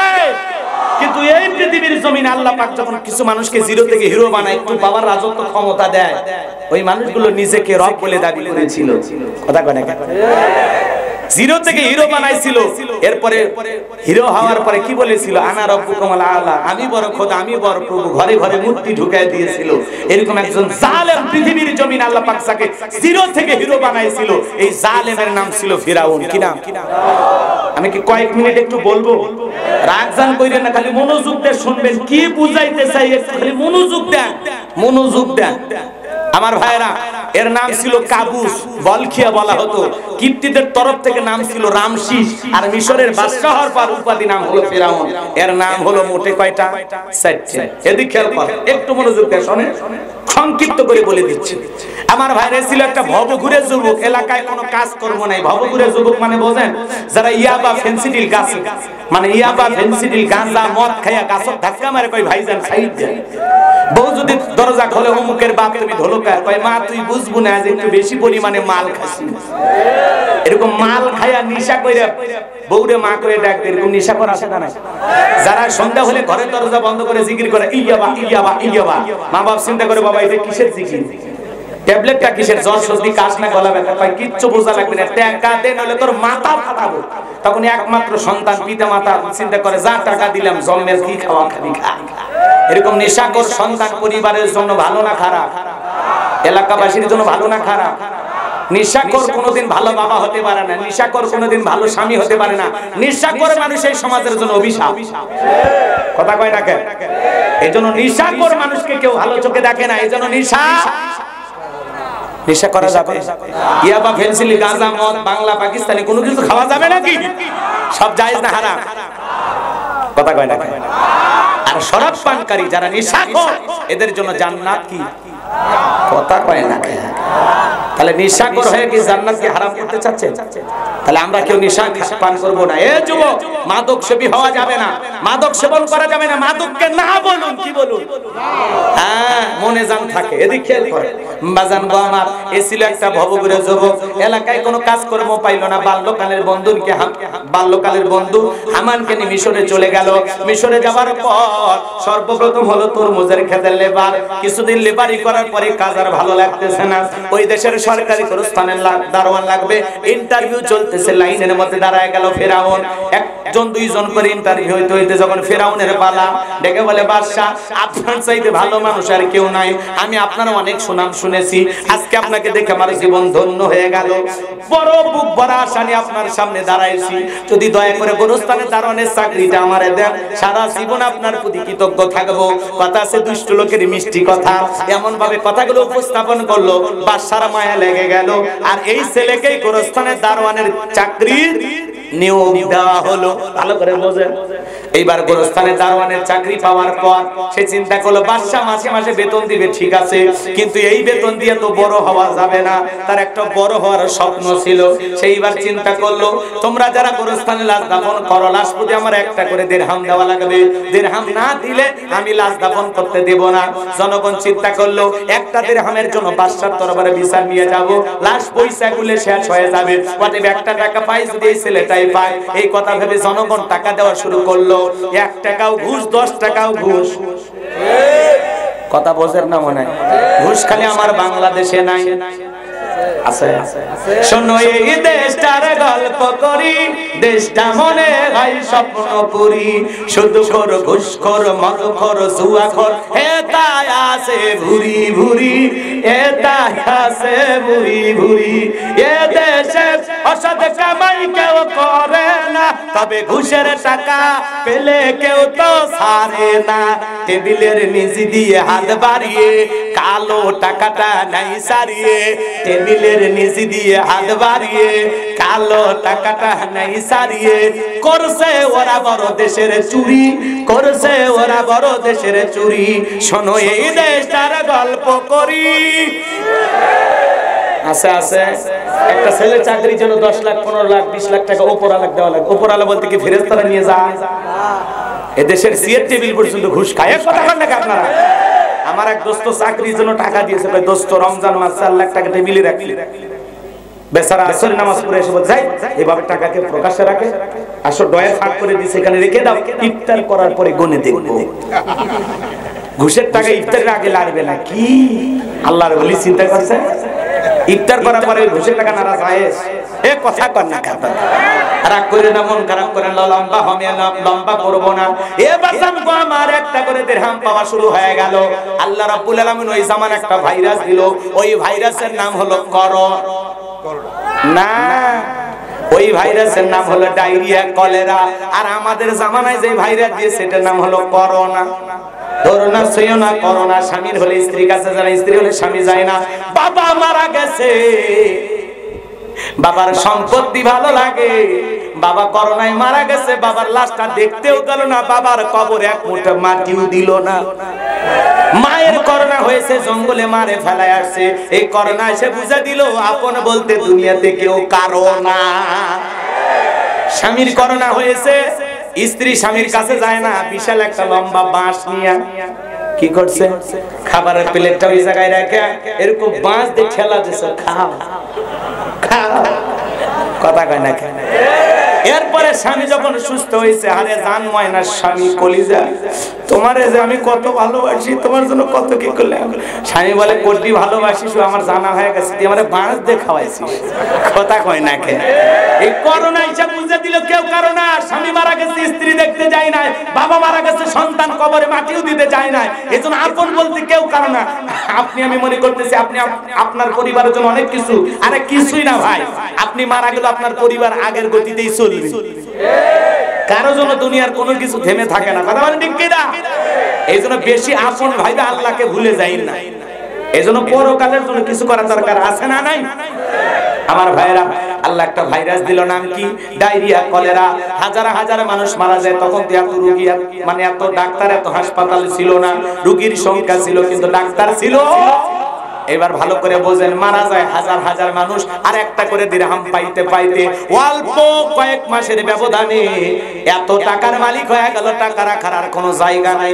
বাদশার দরবারে চলে গেল, বাদশা আমার কাছে কিছু টাকা পয়সা জমে গেছে, আমি একটু টাকা দিয়ে গরিব দুঃখী যারা মানুষ আছে খাজনা দিতে পারে না, অভাব অনটন আছে খাইতে পারে না, আমি টাকাগুলোতে তাদের খাজনা পরিশোধ করে দিতে চাই। বাদশা বলে, বাবা একটু ভালো উদ্যোগ, তোমার মতো ছেলে ঘরে ঘরে দরকার। শোনেন, একটু মনোযোগ দিয়ে শোনেন। এইবার ঢোল পিটা খবর দেওয়া হলো, গোরস্থানের দারোয়ান তোমাদের খাজনা দিয়ে দিবে, গরিব মানুষকে সহযোগিতা করবে। হাজার হাজার মানুষ চতুর্দিকটা লাইন দিয়েছে, বাজানো আমার। এইবার ঘুষ খাওয়া টাকাগুলো দিয়া জনগণের মাঝে খাজনা পরিশোধ করে দিল, গরিব দুঃখী মানুষের মাঝে বিলিয়ে দিল। আমার গাই বান্দা একটা কথা আছে, মাছের তেল দিয়ে মাছ ভাজে। এই টাকাগুলো কার? জনগণের। আবার সিস্টেম করে দিল, কিন্তু জনগণের কাছে জনদরদি হয়ে গেল। জনগণ যায় আর বলে, হারে রাজ্যের বাদশা যদি এই ব্যক্তি না হইয়া গোরস্থানের ছেলেটা হইতো, না জানে আমাদের কপাল খুলে যেত। নির্বাচনের আগে একটু জনসেবামূলক কাজ করার দরকার আছে না নাই? আমার এলাকায় এক নেতা রাস্তার মধ্যে কাঁচা রাস্তা ইট পাড়তেছে, 2 গাড়ি ইট। কথা কয় না, ভাটার যান, ভাটার যা দিকে আসে, ওর নাম কি? ইট, 2 গাড়ি ইট কাটতেছে। মানুষজন এসে বলে, বাবা কাঁচা রাস্তাতে ইট কাটতেছে, ব্যাপারটা কি? তুমি তো আমাদের কোনো নেতা না। বলতেছে, শোনেন, আপনাদের ছেলে মেয়ে স্কুল কলেজে যায়, আরে বৃষ্টি হইলে কাটা হইলে আপনারা হাটে বাজারে যাইতে পারেন না, আপনাদের দুঃখের কথা মনে হলে মাঝে মাঝে রাতে আমার ঘুম আসে না। আপাতত কাঁচা রাস্তাতে ইট পাড়িয়ে দিয়ে গেলাম, আর ভবিষ্যতে যদি আমরা আপনাদের কাছে দোয়া নিতে আসি, একবার যদি আমার মার্কায় সিলমারি এলাকার নেতা বানায় দিতে পারেন, আমার 1 নাম্বার টার্গেট কাঁচা রাস্তা পাকা করে দেব। এই স্লোগান দিয়ে জনগণের মূল ভুনাইয়া একবার যদি নির্বাচনে পাস করে, এলাকায় নেতার থাকে না, ঢাকা শহরে বান্ধবী নিয়ে ঘুমায়। কথা কথা নির্বাচনের মার্কা থাকে যে কয়দিন নেতার আনাগোনা সয় কয়দিন। নির্বাচনের এক রাস্তার একটা ভিক্ষুক মহিলাকে ধরে বলে, আমার দুনিয়াতে মা নাই, আপনার চেহারার মাঝে আমি আমার মাকে খুঁজে পাই। কি অভিনয়টা কইরা আমরা জনগণ কম খারাপ না। 1.5 টাকার বিড়ি আর 3 টাকার চা খায়া কি স্লোগান। বল্টু ভাইয়ের চরিত্র ফুলের মতো পবিত্র, নামাজ নামে করতো, কাজ খাই 5 ওয়াক্ত, ঘুমসুরিতে পাকা পক্ত, শয়তানের 1 নাম্বার ভক্ত, হুজুরদের জন্য খুবই শক্ত, সুশে খাই গরিবের রক্ত। এই দেশের জনগণকে 500 টাকা দিয়ে কেনা যায়, হাফ কেজি জিলাপির কাছে আপনি 5 বছরের জন্য বিক্রি হয়ে যান, আপনাদের কি ভরসা করব? কথা কয় না কেন? নির্বাচনের আগে যখন নেতা ভোট চাইতে যায়, ভাই আমরা 6 জন 6000 লাগবে। যেই দেশের জনগণ নির্বাচনের আগে কালো রাত্রিতে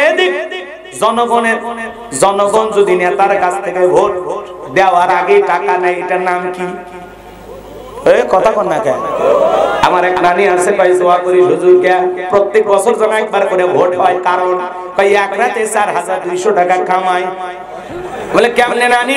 কয় যত মার্কার লোক ঢুকছে কারো মন বেজার করি, আমার বয়স হয়ে গেছে, কার মনে এই বয়সে কষ্ট দেব? যত মানুষ ঢুকেছে নানি ভোট আছে, বলে আছে ভাই, দিয়ে গেছে 500 নিয়েছি, আরেকজন 500 নিয়েছি, আরেকজন 200 নিয়েছি, এইভাবে নিতে নিতে সকালবেলা দেখে আল্লাহ বরকত দিয়ে 4200। যেই দেশের জনগণ নির্বাচনের আগে রাত্রিতে সবার কাছ থেকে ঘুষের টাকা নেয়, কথা কন না, সেই দেশে আপনি ইসলাম কায়েম করবেন অতই সহজ? কথা কন না আপনারা? আগে জনগণ ভালো হওয়া লাগবে। নির্বাচনের আগে রাত্রিতে ঘুষের টাকা নিলেন, একটা পাগল তেতুল গাছের নিচে হাত তুলে বলতেছে, আল্লাহ রাজশাহীর ফজলি আম দে, রংপুরের হাড়ি ভাঙ্গা দে, লম্বা লম্বা চিকন চিকন আম রূপালি দে, বাড়ি ফোড় দে। আল্লাহ কয়, এ পাগল চোখটা খোল, গাছ কোনটা সেটাকে দেখ।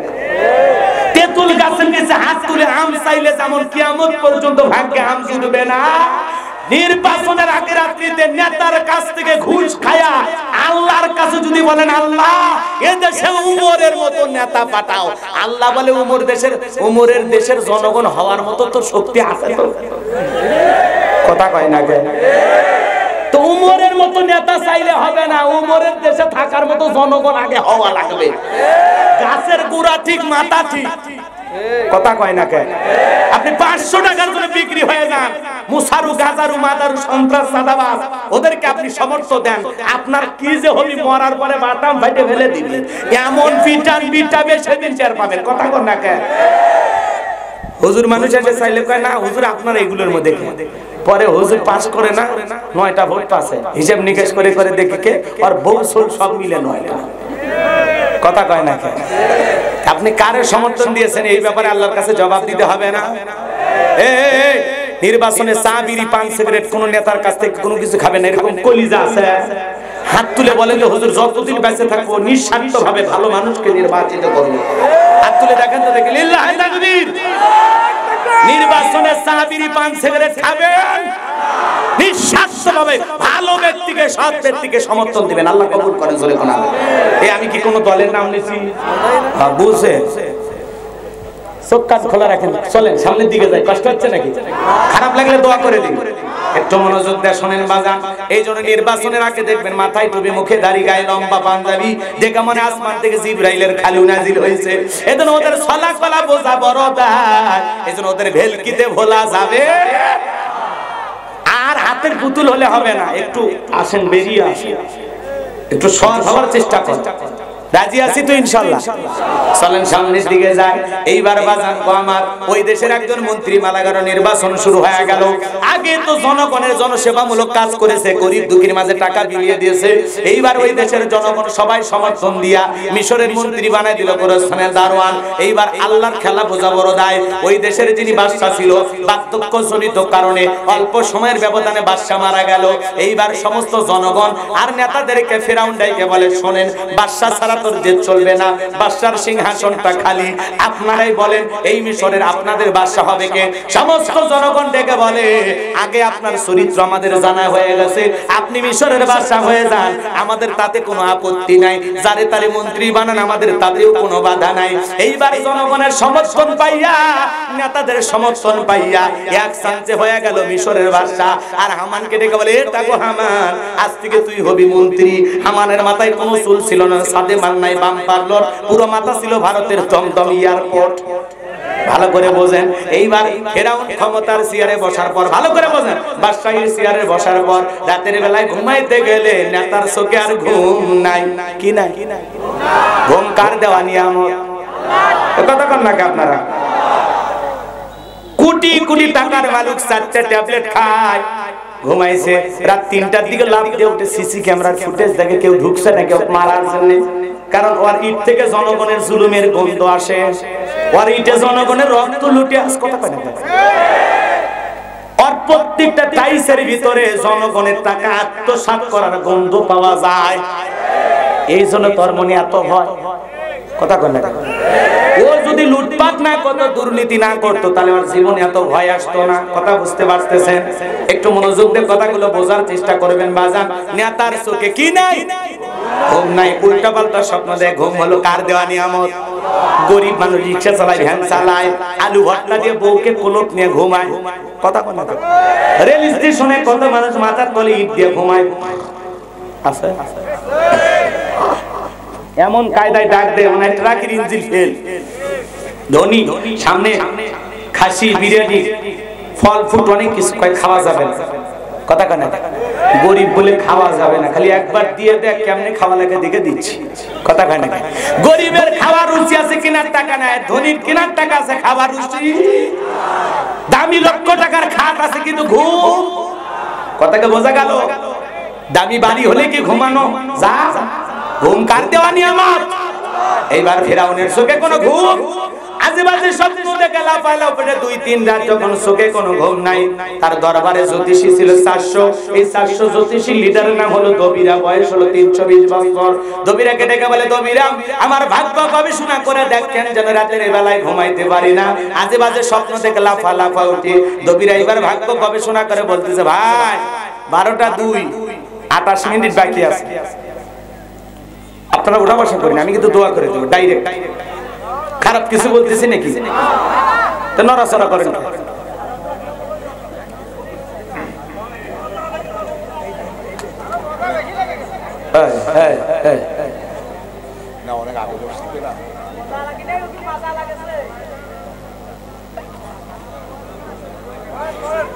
আচ্ছা ঠিক আছে, আমিও ধাম করে ব্রেক করে দেবো।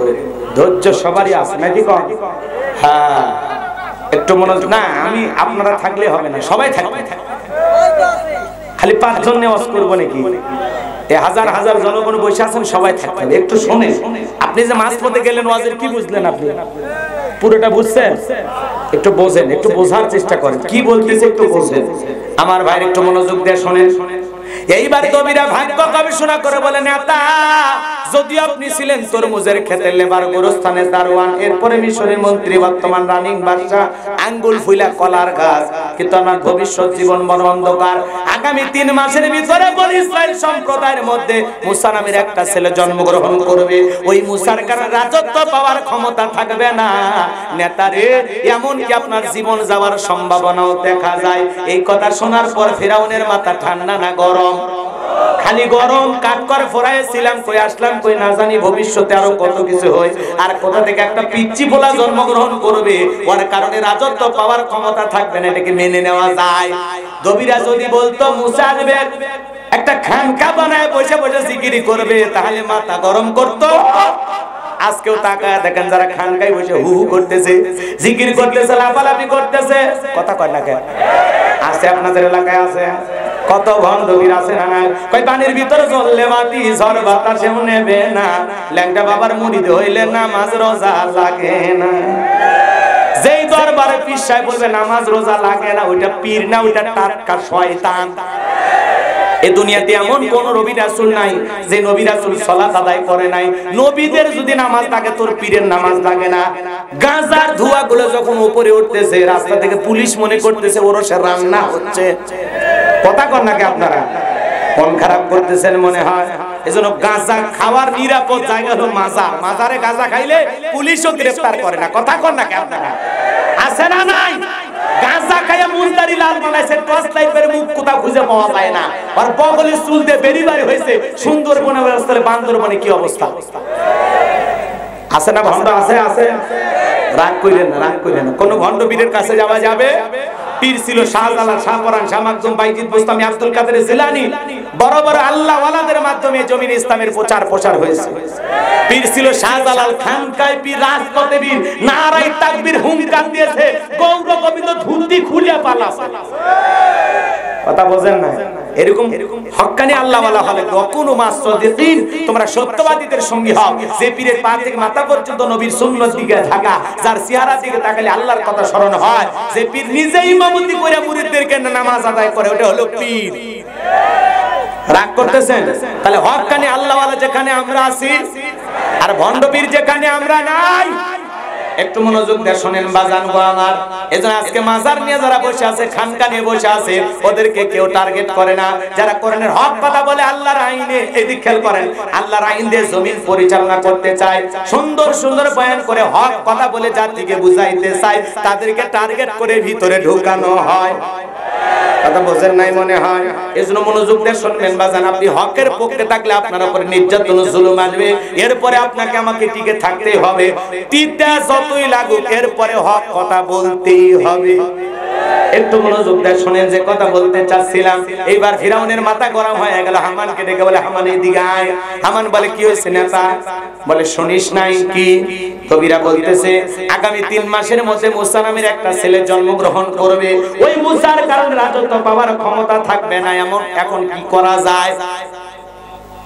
এইবার হামান বলতেছে, নেতা টেনশন নাই, মাইট ইজ রাইট, জোরজার মুলুক, তার পাওয়ার রাজত্ব ক্ষমতা আমাদের হাতে, আমরা যা বলবো মিশরের জমিনে তাই হবে। বলে, কি করতে চাস? এইবার হামান ডেকে বলে, নেতা যত ছেলে সন্তান জন্মগ্রহণ করবে সবাইকে জবাই করে করে দুনিয়ার বুক থেকে বিদায় করে দেব, তাহলে আপনার মুসার আগমন ঘটবে না। ফিরাউন ডেকে বলে, আসলেই তোর টাকা মাথায় বুদ্ধি আছে, তবে শোন, ছেলেগুলোকে জবাই করবি, মেয়েগুলোকে জবাই করবি না, কারণ ছেলেদের মধ্যে আমার শত্রু আছে, মেয়েদের মধ্যে কোনো শত্রু নাই। তার মানে চোর হলো মানুষ ভালো, মোবাইল নিয়ে গেল, সিম কার্ড খুলে দিয়ে গেল। ভালো করে বোঝেন। এইবার সন্তান জবাই করা শুরু হয়ে গেল, যারে পারে তারে জবাই করে, যারে পায় তারে জবাই করে। এটাই ছেলে জবাই কর, এটাই ছেলে জবাই কর। মুসা মাত্র কয়জন? মুসা কয়জন? আর জালেমেরা মারে হাজার হাজার জনকে। এজন্য পৃথিবীর জমিনে জালেমদের কাছে অপরাধ করে একজন, আর জালেমেরা ওই অপরাধের শাস্তি হাজার জনের উপরে চাপায়া দেয়। কথা বলেন ঠিক কিনা? এইবার 3 মাস অতিবাহিত হয়ে গেল। দবিরাকে ডেকে বলে, দবিরা রে, এইবার গবেষণা করে দেখ, আমার পথের কাটা মুসা মরলো না বাঁচলো। এইবার দবিরা গবেষণা করে বলে, নেতা যদিও 3 মাসের ব্যবধানে হাজার হাজার বনি ইসরাইলের মায়ের বুক খালি কইরা মুসার সন্তান সন্তানগুলোকে জবাই করেছেন, কিন্তু আপনার পথের কাটা মুসা এখনো মরে নাই, মরে নাই, মায়ের কোলে জীবিত আছে, সুস্থ আছে। এখন তার বয়স মাত্র কয়েকদিন চলতেছে, কিন্তু কোথায় আছে, কোন বাড়িতে আছে, এইটা বলার ক্ষমতা আমাদের নাই। বলেন আল্লাহু আকবার। ওয়া মাকারু ওয়া মাকারাল্লাহ ওয়াল্লাহু খায়রুল মাকিরিন। খেলাকা আল্লাহ চাই মুসারে বাঁচাইতে, আর ফিরাউন চাই মারতে। জিতবেন কে? ভালো করে বোঝেন। এইবার একটু মনোযোগ দিয়ে শুনেন। ফিরাউনের মাথা গরম হয়ে গেল, সেনাবাহিনীদেরকে ডেকে বলে, এত বেতন দেই কেন? আমার শত্রু তো মরে নাই, এলাকায় তল্লাশি চালাও, চিরুনভিযান চালাও, যে জায়গায় মুসারে পাইবা জবাই কর, আমার মাথার টেনশনটা দূর কর। সেনাবাহিনী চতুর্দিকে ছড়িয়ে পড়লো। বাজান গো আমার, একদল সেনাবাহিনী মুসা নবীর বাড়ির দিকে রওনা করেছে। মুসা নবীর বড় বোন নামদার মারিয়ম ডেকে বলে, মা, ওই যে ফিরাউনের সেনাবাহিনী দেখা যায় মা, আর বুঝি ভাইকে বাঁচানো গেল না, ভাইকে তুমি কই লুকিয়ে রাখবা? এইবার মুসা নবীর মা সন্তানকে এদিক সেদিক দৌড়ায়, কে যেন ইলহামের মাধ্যমে আওয়াজ দেয়, বলে, মুসার মা, তোমার সন্তানকে চুলার ভিতরে ফেলে দাও, কথা দিলাম গো, তোমার ছেলেকে আবার তোমার কোলে ফেরাইয়া দেব।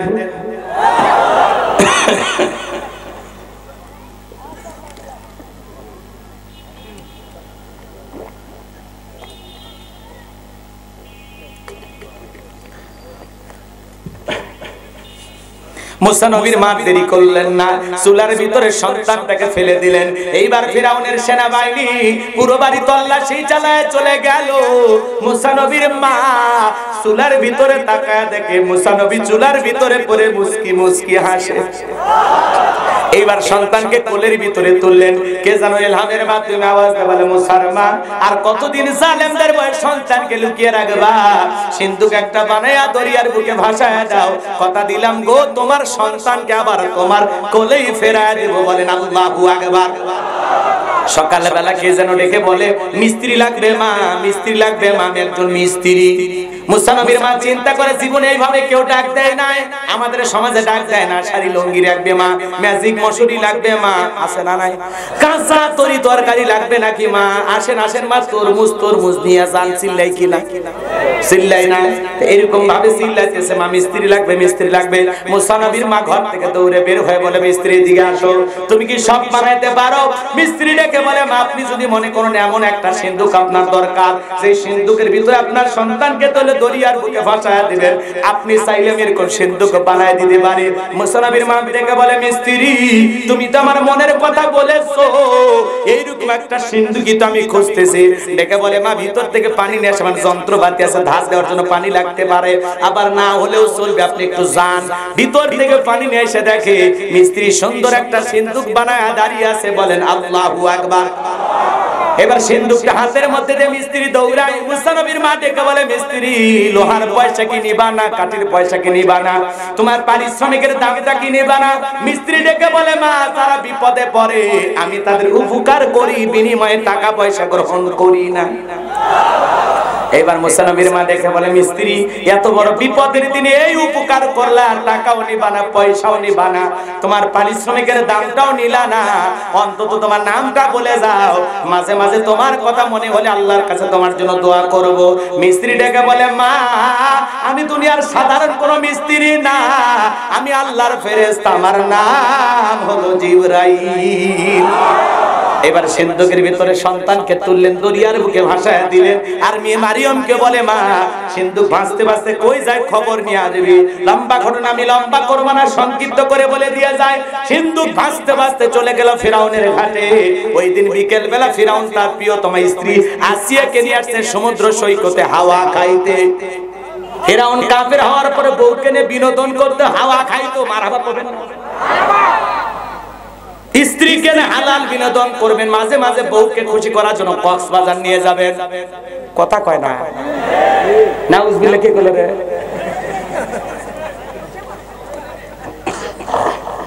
ওই বিয়ে করছে না করেনি? নাউজুবিল্লাহ হবে। এই জায়গায় বউকে নিয়ে হালাল বিনোদন করবেন, স্ত্রীকে নিয়ে পর্দা করে আপনি বাংলাদেশের যে কোনো জায়গায় পর্যটন এলাকায় ঘুরে আসবেন। কথা কয় না কেন? কক্সবাজার, রাঙ্গামাটি, খাগড়াছড়ি, বান্দরবান, সেন্ট মার্টিন দ্বীপ, এরপরে এই যে সুন্দরবন, বিভিন্ন জায়গায়, চিড়িয়াখানা, বিভিন্ন জায়গায় বউকে নিয়ে বিনোদন করার জন্য মাঝে মাঝে ঘুরতে যাবেন। স্ত্রীকে পর্দা করায়। আমি কি বলছি বউকে নিয়ে হাফ প্যান্ট পরে সমুদ্রে গোসল করেন? বোরকা পরে পর্দা করে বউকে নিয়ে মাঝে মাঝে খুশি করাবেন। সমুদ্রের বুকে দাঁড়িয়ে বলবেন, দেখো সোনা, দেখছো কি সুন্দর ঢেউ, আল্লাহর কি অপরূপ সৃষ্টি, পাশে সুন্দরী বউ, সমুদ্রের ঢেউ, আহ কি যে সময় কাটতেছে জান। বউ খুশি হবে না? জীবনে কোনোদিন রোমান্টিক স্বামী হতে পারলেন? এই জন্য তো জীবনে শান্তি নাই। দুনিয়ার সব মানুষের সাথে হাসি মুখ থাকেন, বইয়ের কাছে গেলে মুখ ভাঁজ হয়ে যায়। ওই জায়গায় যে বেশি হাসবেন, হাসি না আসলে হাসার ভান করবেন। কথা কয় না? দাম্পত্য জীবনে সুখ পেতে গেলে 4টা সুন্নত আমল করা লাগবে। 4টা সুন্নত যদি কোনো স্বামী স্ত্রী আমল করে, তাদের দাম্পত্য জীবনে তালাকের মতো ঘটনা ঘটবে না। যদি সময় হয় শেষে বলবো, চলেন সামনের দিকে যাই। কষ্ট হচ্ছে আপনাদের? মাঝে মাঝে স্ত্রীকে নিয়ে বিনোদন করবেন, মনে থাকবে তো ইনশাআল্লাহ?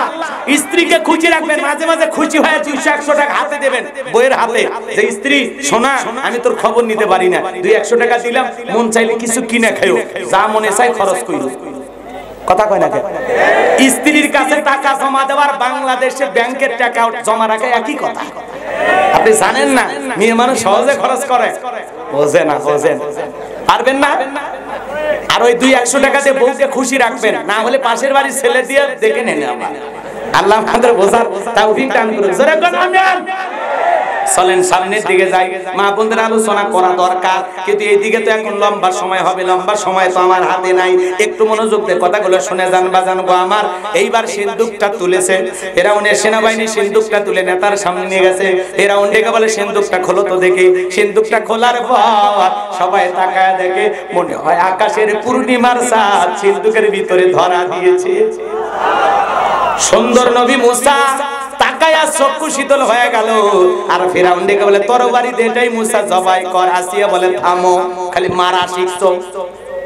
তাকায় দেখো গো স্বামী, এমন কাঠ কি তোমার দেশে পাওয়া যায়? ফিরাউন সিন্দুকের কাঠ নাইরা সাইরা বলে না, এমন কাঠ তোমার বাপ দাদা 14 গোষ্ঠীও দেখে নাই। আসিয়া বলতেছে স্বামী গো, এটা ভিন দেশি কারো সন্তান, বাঁচতে বাঁচতে আপনাদের দেশে এসেছে। ও স্বামী, এই ছেলেটাকে আমি মারতে দেব না, একে আমাদের পালক পুত্র হিসাবে লালন পালন করব। এইবার ফিরাউন চিন্তা করলো, জীবনে বউ আমার কাছে কিছুই চাই নাই, এটুকু চেয়েছে, ঠিক আছে মেনে নিলাম। অনেক কঠিন স্বামীও মাঝে মাঝে বউয়ের কাছে দুর্বল হয়ে যায়, কথা বোঝেন নাই? ঠিক আছে যা মাইনা নিলাম, কিন্তু কথায় আছে যেখানে বাঘের ভয় সেখানে রাত হয়। যারে খুঁজতেছো মারার জন্য, আল্লাহ তোরেই দায়িত্ব দিল তারে লালন পালন করার জন্য। কথা বলেন ঠিক কিনা? একটু মনোযোগ দিয়ে শোনেন বাজান গো আমার। এইবার মুসা নবী তাকে লালন পালন করার জন্য আসিয়া যখন তাকে নিলেন, ফিরাউনকে ডেকে বলে স্বামী, ছেলে তো শুধু আমাকে দিলে হবে না, এই সন্তানকে দুধ পান করার জন্য নারী লাগবে। আপনি ঢোল পিটাইয়া দেন, ফিরাউনের ছেলে সন্তান যে দুধ পান করাবে, মাসে মাসে তার বেতন দেওয়া হবে, থাকার কোয়ার্টার ফ্রি। এইবার ঢোল পিটাইয়া দেওয়া হলো। হাজার হাজার নারীরা স্তন খুলে যখন নবী মুসাকে কোলে নিয়ে মুখ লাগায়, আল্লাহ নবী মুসা কোন মহিলার স্তনে দুধ পান করে না। সমস্ত নারীরা ব্যর্থ হয়ে চলে গেল। ওই যে মুসা নবীর বড় বোন মারিয়ম ডেকে বলে, রানী আসিয়া, এমন একটা মহিলা ধাত্রীর খবর আমার কাছে জানা আছে, এই সন্তান তার দুধ পান করতে পারে, তাই নাকি? বলে হ্যাঁ। কই? দুইজন লোক পাঠাইয়া মুসা নবীর মাকে ফিরাউনের দরবারে নিয়ে আসা হলো। সন্তানকে কোলের মধ্যে নিয়া মুসা নবীর মা যখন স্তন খুলে মুখ লাগায় দিয়েছে, আল্লাহ নবী মুসা মায়ের স্তনে দুধ খাওয়া শুরু করেছে। বলেন সুবহানাল্লাহ। শিশুকাল থেকে নবীদের জ্ঞানী বানিয়েছেন কে? এইবার আসিয়া ডেকে বলে, আপনার বেতন ডাবল, থাকার কোয়ার্টার ফি। নবী মুসার মা ডেকে বলে, আসিয়া, সন্তান যদি দুধ পান করাইতে চান আপনার বাড়িতে থেকে হবে না, সন্তানকে আমার সাথে আমার বাড়িতে পাঠাইতে হবে। রানী আসিয়া বলে, আমি তাতেও রাজি। সুবহানাল্লাহ বলেন। এইবার সন্তানকে দুধ পান করানো শুরু হয়ে গেল। মুসা নবীর মা পৃথিবীর প্রথম মা, যে মা তার আপন সন্তানকে দুধ পান করানোর বিনিময়ে মাসে মাসে বেতন পাইছিল। বলেন মারহাবা। এবার দুধ পান করানো শেষ হয়ে গেল। মুসা নবী চলাফেরার বয়সে উপনীত হয়েছে। আসিয়া একদিন ফিরাউনের কোলে মুসা নবীকে দিয়ে বলে, ধরো। মানুষ দেখলে মনে করবে ছেলে তো, মানে একটু কোলে নাও। এই কথা বলে ভিতরে চলে গেল। দেখবেন মাঝে মাঝে মহিলারা বিরক্ত হলে কিন্তু সন্তান কোলে দেয়, আসে না? আপনার আমার সন্তান যদি একটু ঝামেলা করে, মাঝে মাঝে দেখবেন বউ রাগ হয়ে কয়, ধরো একটু কোলে নাও, একটা ক্যাসেট দিছে, জীবন খাবার আছে, শান্তি নাই, খালি ভ্যাবো ভ্যাবো, আর সহ্য হয় না, মনে হয় গলা টিপে মারি। রাগ হয়ে গেলে কি এলাকার মহিলারা অবশ্য ভালো, এরা করে না। রাগ করতেছেন মনে হয়। রাগ করে ফিরাউনের কোলে সন্তানকে দিয়ে চলে গেল। এইবার মুসা নবীর সুন্দর জাদু মাখা চেহারা, মায়ার চেহারা, একটু ফিরাউনের পাষাণ হৃদয়ের দোল লাগছে। একটু সুমা খাওয়ার নিয়তে ঠোঁটটা যখন বাড়াইছে, মুসা নবী এমন একটা থাপ্পড় গালের মধ্যে বসায়া দিচ্ছে, এক থাপ্পড়ে ফিরাউন চিৎকার মেরে উঠছে। আশেপাশের জনগণ এসে বলে, নেতা এত জোরে চিৎকার মেলেন, ব্যাপার কি? ছেলে যে থাপ্পড় মারছে, কত জনগণকে বললে কি ইজ্জত থাকে? বলে, আমার বাড়ি আমি চিল্লাইছি, আমি কি তোদেরকে ডাকছি? চোখের সামনে থেকে যা। থাপ্পড়ের জ্বলনে তো বুঝতেই পারতেছেন, কয় চোখের সামনে থেকে চলে যা। ওরা যখন চলে গেল, আসিয়াকে ডেকে বলে, আসিয়া, ও আসিয়া, তাড়াতাড়ি আইসো। আসিয়া বলে, কি হয়েছে? সারের মতো চিল্লাও কে? কয় চিল্লাবো না, এর চোখে মুখে যে আগুন দেখছি, এই মুসা ছাড়া কেউ না, তরবারি দিয়ে পথের শত্রুটা দূর করি। আসিয়া বলে, ছেলে কি করছে? বলে, ছেলে আমার গালে থাপ্পড় মারছে। আসিয়া বলে, ঢং করা জায়গা পাও না, এই ছোট মানুষ তোমারে কখনো থাপ্পড় মারতে পারে?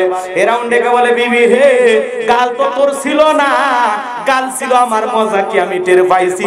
এর থাপ্পড়ের ওজন আমারে বুঝায় দেয়, এ মুসা ছাড়া আর কেউ না। মারহাবা কর। আসে বলে দাও তো সন্তান আমার কোলে দাও। এই জায়গায় অনেক ঘটনা ছিল, আমি ওদিকে আর যাবো না। মুসা নবীর বয়স হয়ে গেল 25 বছর। কয় বছর? 25 বছরের টকবক যুবক মুসা আলাইহিস সালাম। টাকা দেখেন কিপ্তি আর বনি ইসরাইলের মধ্যে ঝগড়া লেগে গেছে। মুসা নবী তার নিজ সম্প্রদায়ের লোকের পক্ষ নিয়ে কিপ্তিকে বলছে, কিপ্তি সব জায়গায় নিয়ে তার গরম দেখা। কিপ্তিরা হলো ফিরাউনের লোক। কার লোক? দেখেন না কিছু লোক নেতার গরম দেখে, আমাকে চিনিস? আমি অমুক নেতার আপন খালাতো বোন, তার ছোট মেয়ে বিয়ে করেছে তার স্বামী। কি হাইব্রিড পরিচয় আছে না? না, সব জায়গায় মশান নেবেন না, ভাব দেখাবেন না। আল্লাহ যদি 3 বার বমি দেয় আর পিছনের দরজা একবার ঢিল করে দেয়, ঝিনাইদহ সদর হাসপাতালে ভর্তি হওয়া লাগে। বউ সকালবেলা দেখবে গেছে, সেলিমের বাপ তোমার শরীরের কি অবস্থা? কয় মা তুমি দোয়া করো। বড় ছেলে দুপুরে দেখতে গেছে, আব্বার শরীরের কি অবস্থা? কয় ভাই তোমাকে চিনতে পারলাম না। তো আল্লাহ যদি পিছনের দরজা পাতলা পায়খানা ঢিল একবার যদি পাতলা পায়খানা দেয় আর মুখ দিয়ে কয়েকবার বমি হয়, তো দাঁড়িয়ে থাকারও শক্তি হবে না, পেটে ছুঁয়ে কাঁটা লাগে। কথা কয় না কেন? আল্লাহ যদি একবার পাতলা পায়খানার বমি দেয়, বউ বাচ্চাকে চিনতে পারবে না। কথা ঠিক কি না? এই জন্য বেশি গরম দেখাবেন না, ঠান্ডা হন। এই দুনিয়াতে কেউ থাকবে না। ওয়ালা তামশি ফিল আরদি মারহা, অহংকার করো না জমিনে, অহংকার করো না। কথা কয় না কে? তোমার অহংকার চূর্ণ বিচূর্ণ হলে সময় লাগবে না। কত দাম্ভিক ছিল, কত ক্ষমতাধর ছিল, কবরে ঘুমায়, গরু ছাগল পেশাব করে দেয়, কবর থেকে তার না শক্তি আছে? এই পাশেই কবরস্থান, এখানে আপনাকে আমাকে যেতে হবে। কথা বলে ঠিক কি না? এজন্য আল্লাহকে ভয় করুন। কোনো অহংকার করা যাবে না, বাহাদুরি করা যাবে না, ক্ষমতার দাপট দেখানো যাবে না। কথা বলে ঠিক কি না? রাগ করতেছেন না?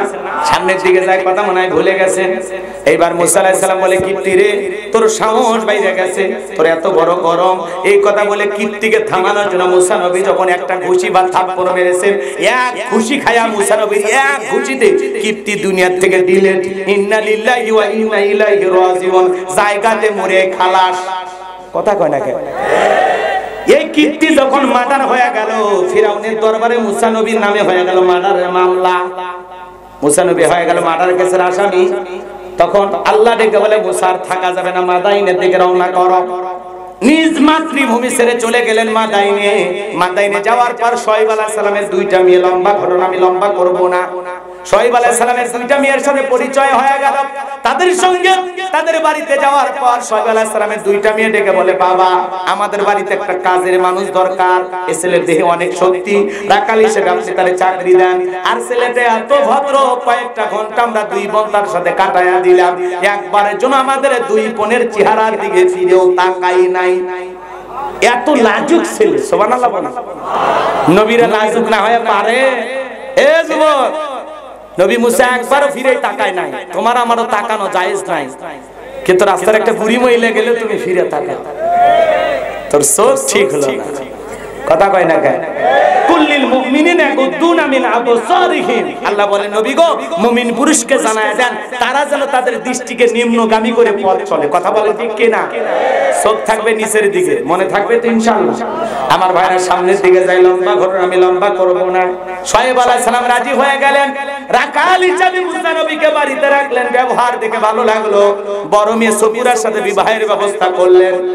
আল্লাহ নবী মুসা আলাইহিস সালাম শোয়েব আলাইহিস সালামের মেয়েকে বিবাহ করার পর নবী ও জামাই শ্বশুর নবী, কথা কয় না কেন? জামাই নবী, শ্বশুর নবী। ভালো করে বোঝেন বাজান গো আমার। আমার আল্লাহ ডেকে বলে, নবী মুসা আর কতদিন শ্বশুর বাড়ি মধুর হাড়ি, এইবার গাট্টি গুটি গোছা, স্ত্রীকে সঙ্গে নাও। কথা মনে বোঝেন না? স্ত্রীকে সঙ্গে নাও, আর কতদিন শ্বশুর বাড়িতে মধুর হাড়ি, তাড়াতাড়ি তুমি বের হয়ে যাও। এলাকায় যদি কেউ 8-10 বছর 20 বছর ঘর জামাই থাকে, বুঝবেন নবী মুসার সুন্নাত আমল করতেছে। খবরদার ঘর জামাই বলে কাউকে অবহেলা করবেন না। কথা কয় না? ঘর জামাই যদি কেউ থাকে, বুঝবেন আপনার কপাল ভালো, ও নবী মুসার সুন্নাত আমল করতেছে। কথা ঠিক কি না? আমার আল্লাহ ডেকে বলে, মুসা এইবার স্ত্রীকে সঙ্গে নাও, গাট্টি গুটি গোছাও। আল্লাহর পয়গম্বর আল্লাহর ওয়াদার পাই স্ত্রীকে সঙ্গে নিয়ে শ্বশুরের দেওয়া লাঠি নিয়ে যখন তুর পর্বতে চলে আসলেন, আমার আল্লাহ তখন নবী মুসাকে নবুয়ত দান করে বলেন, ওয়া মা তিলকা বিয়ামিনিকা ইয়া মূসা। আমার আল্লাহ ডেকে বলে মুসা রে তোমার ডান হাতে ওইটা কি? মুসা নবী জবাব দিয়ে বলেন ক্বালা হিয়া আসায়া আতাওয়াক্কাউ আলাইহা ওয়া আহুশু বিহা আলা গনামি ওয়া লিয়া ফিহা মাআরিবু উখরা। মুসা নবী ডেকে বলে আল্লাহ আমার হাতে এইটা লাঠি, এইটার উপর ভর দিয়ে চলি, ছাগলের জন্য পাতা বাড়ি ইত্যাদি ইত্যাদি অনেক অনেক কাজ করি। আল্লাহ ডেকে বলে মুসা প্রশ্ন করলাম একটা, জবাব দাও যে একটা। নবী মুসা কার সাথে কথা বলে? আল্লাহর সাথে কথা বলতে মজা আছে না নাই? এ যুবক ভুল করে যদি একটা মেয়ে তোমার নাম্বারে মিস কল দেয়, রং নাম্বারে মিস কল আসে, তুমি যদি ওই পারে কল দিয়ে মহিলা কণ্ঠ শুনতে পাও তুমি পাগল হয়ে যাও। এরপরে মেয়ে যখন কল রিসিভ করে না, একটা সিম দুইটা সিম পরিবর্তন করতে করতে 70টা সিম দিয়া বলে পরিবর্তন করে কল দাও। মেয়েটা ডেকে বলে ভাই সরি আমার ভুল হয়ে গেছে। কয় ভুল হলে কি হবে? আমার কেন কল দিলি? মনের নিভানো এখন কেন জ্বালাইলি? এখন ভালোবাসা দিবি কিনা বল? আছে না নাই? একটা মহিলার কণ্ঠ বলে তুমি আমি যদি পাগল হয়ে যাই, তাহলে নবী মুসা কথা বলে আল্লাহর সাথে মজা আছে না নাই? রাত 3টার পরে এক মহিলা আমারে কল দিয়া বলে হ্যালো তুমি কে? সোহেল। আমি বললাম না একটা হুজুর মানুষ। কয় ঢং করো না, রাত চলে গেলে আফসোস করবা। ও কি তাহাজ্জুদ পড়ার জন্য ডাকতেছে? কথা কয় না কে? এক মহিলার কণ্ঠ পায় তুমি আমি যদি পাগল হয়ে যাই, নবী মুসা আল্লাহর সাথে কথা বলে মজা আছে না নাই?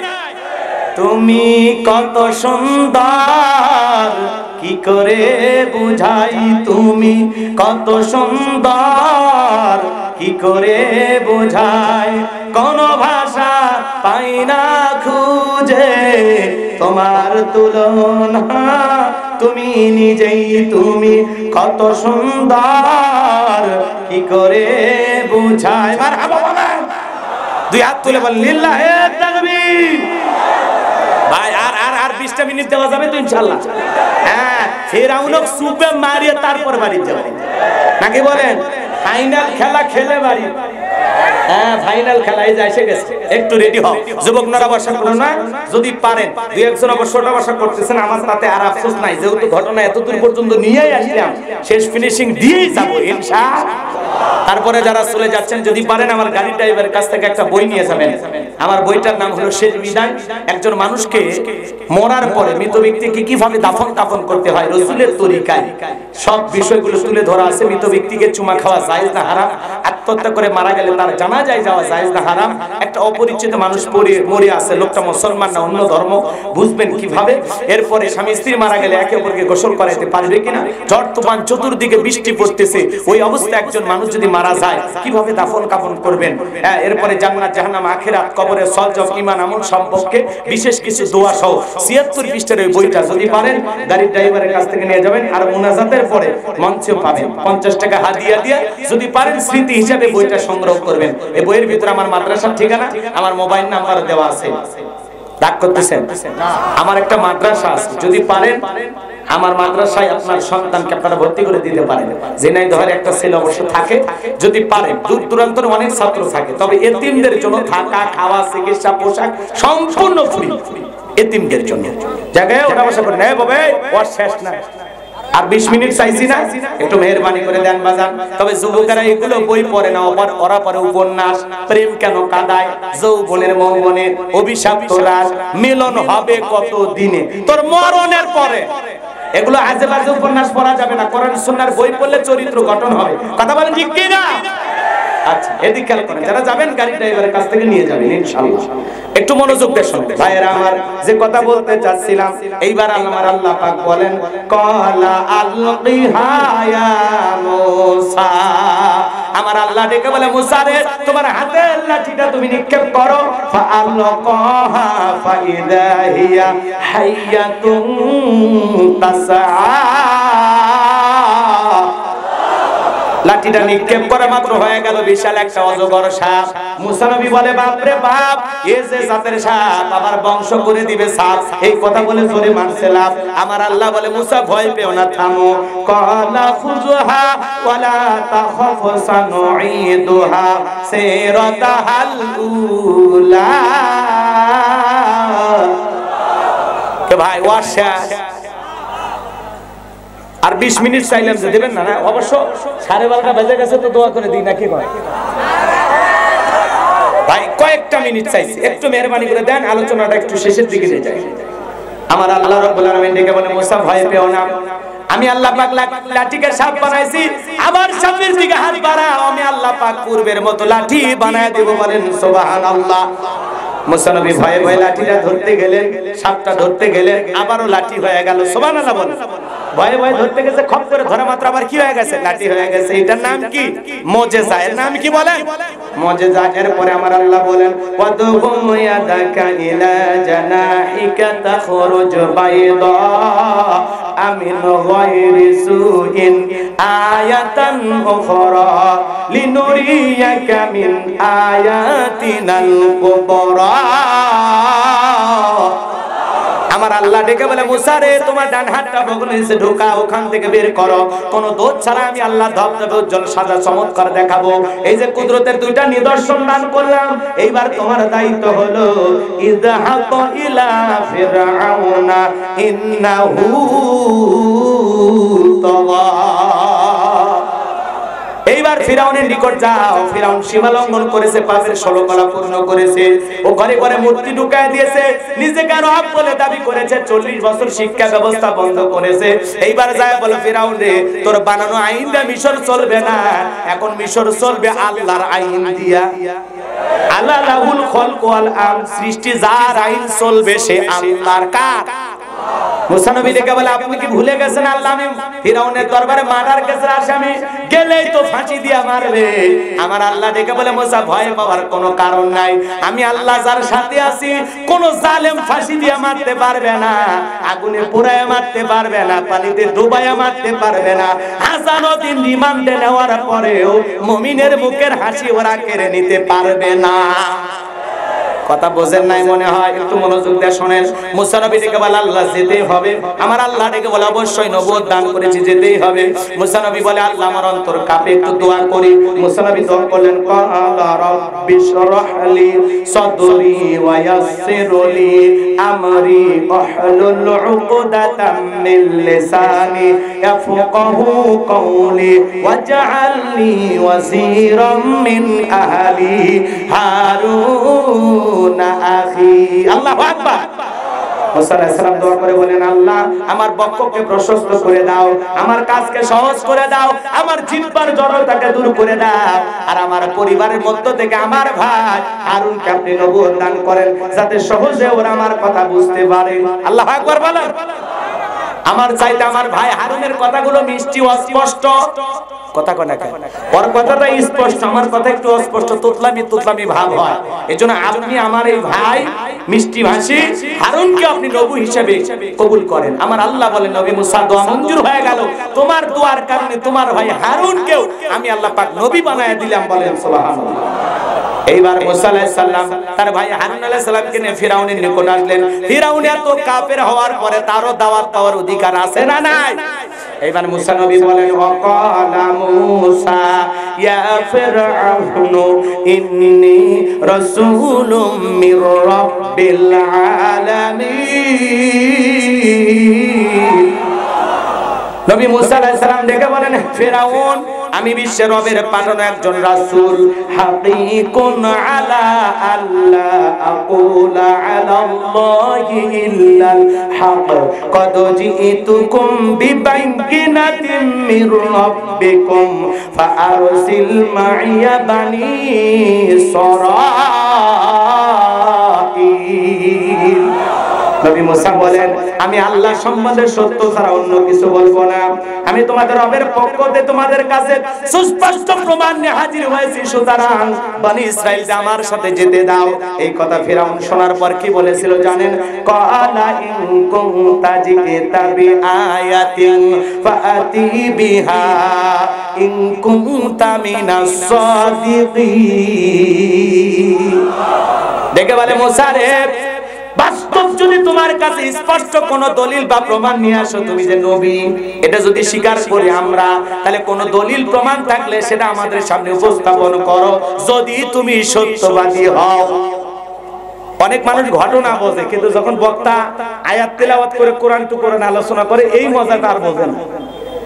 কথা কয় না কাহিনী বললাম না, একটা সাতো পাখির মধ্যে শুনলেন, কিন্তু এর ভিতরে তো কোরআনের আয়াতের ভিতরে কাহিনী আছে না?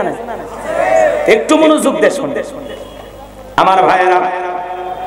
এরপরে মুসা আলাইহিস সালাম তখন কি করলেন? এইবার মুবিন হাতের লাঠিটা নিক্ষেপ করলেন, হয়ে গেল বিশাল বড় সাপ। এরপরে বাকুল নিচে থেকে হাত বের করলেন, ধবধবে উজ্জ্বল সাদা চমৎকার সুন্দর হয়ে গেল।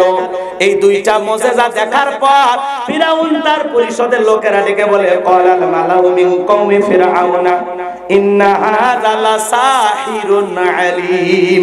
ফিরাউন এবং তার পরিষদের লোকেরা ডেকে বলে, ছেলে তো মস্ত বড় জাদুকর। ছেলে কি আসলে নবী মুসা যেটা দেখাছে এটা জাদু না জাদুর দাদু? ভালো করে বোঝে, কারণ ওই সমাজে জাদুর ব্যাপক প্রচলন ছিল, প্রচার প্রসার ছিল, সব মানুষ জাদু জানতো। এই জন্য ফিরাউন এবং তার লোকেরা মনে করে যে এটাও কি জাদু, কিন্তু নবী মুসা যেটা দেখাছে এটা জাদু না, এটা আল্লাহ রাব্বুল আলামিনের পক্ষ থেকে পাওয়া মুজিজা। সুবহানাল্লাহ বলেন। এইবার তার লোকেরা ডেকে বলে, ছেলে জাদুর হুমকি ধমকি দেখায়, আমাদের দেশ থেকে বিতাড়িত করতে চায়, আমাদের ক্ষমতা দখল করতে চায়, এ দেশ তারা দখল করতে চায়, এটা তো মেনে নেওয়া যায় না। ফিরাউন তখন ডেকে বলে, শোনো, উপায় একটাই আছে, ও জাদু দেখাচ্ছে, আমাদের দেশে জাদু করার অভাব নাই। শহর বন্দর থেকে ইয়াতু বিকুল্লি সাহিরিন আলিম, হাজার হাজার দক্ষ দক্ষ জাদুকর ফিরাউনের দরবারে উপস্থিত করা হলো। সমস্ত জাদুকররা ফিরাউনের দরবারে এসে বলে, ও নেতা, আমরা যদি আপনার শত্রু মুসাকে পরাজিত করতে পারি, আমাদের বেনিফিটটা কি, লাভটা কি? আপনার শত্রু মুসাকে পরাজিত করলে আমাদের পুরস্কার কি থাকবে, ট্রফিটা কি? কথা কয় না কেন? মাঠে নামবো যে খেলতে, খেলার পুরস্কারটা কি? কথা কয় না কেন? আপনার শত্রু মুসাকে যদি পরাজিত করতে পারি, জাদুকর হিসাবে আমরা কি পাবো জানার দরকার আছে না নাই? ফিরাউন তখন বলল, ক্বালা নাআম ওয়া ইন্নাকুম লামিনাল মুকাররাবিন। ফিরাউন তখন ডেকে বলে, আমার শত্রু মুসাকে যদি পরাজিত করতে পারো, তোমরা যদি বিজয় হও, বিজয় লাভ করতে পারো, বিশ্বকাপ যদি ঘরে আনতে পারো, তাহলে শোনো, তোমরা সবাই আমার নিকটবর্তী লোক হবা। মুসাকে যদি পরাজিত করতে পারো, জাদুর খেলায় মুসাকে যদি হারিয়ে দিতে পারো, তাহলে তোমরা সবাই আমার নিকটবর্তী লোক হবা, এই দরবারে তোমরা বসবাস করবা, তোমরা আমার কাছের মানুষ হইবা। নেতা যদি বলে তুমি আমার কাছের মানুষ, আর কিছু লাগে? কথা কয় না কে? ফিরাউন বলতেছে, মুসাকে পরাজিত করলে এই দরবার হবে তোমাদের থাকার জায়গা, এখানে তোমরা আশ্রয় নিবে এবং তোমরা হবে আমার খুব প্রিয় মানুষ। এবার জাদুঘর রাজি হয়ে গেল, থেকে বলে, নেতা আমরা খুশি হয়েছি। এবার সমস্ত জাদুঘরেরা একত্রিত হওয়ার পর কি বললেন জানেন?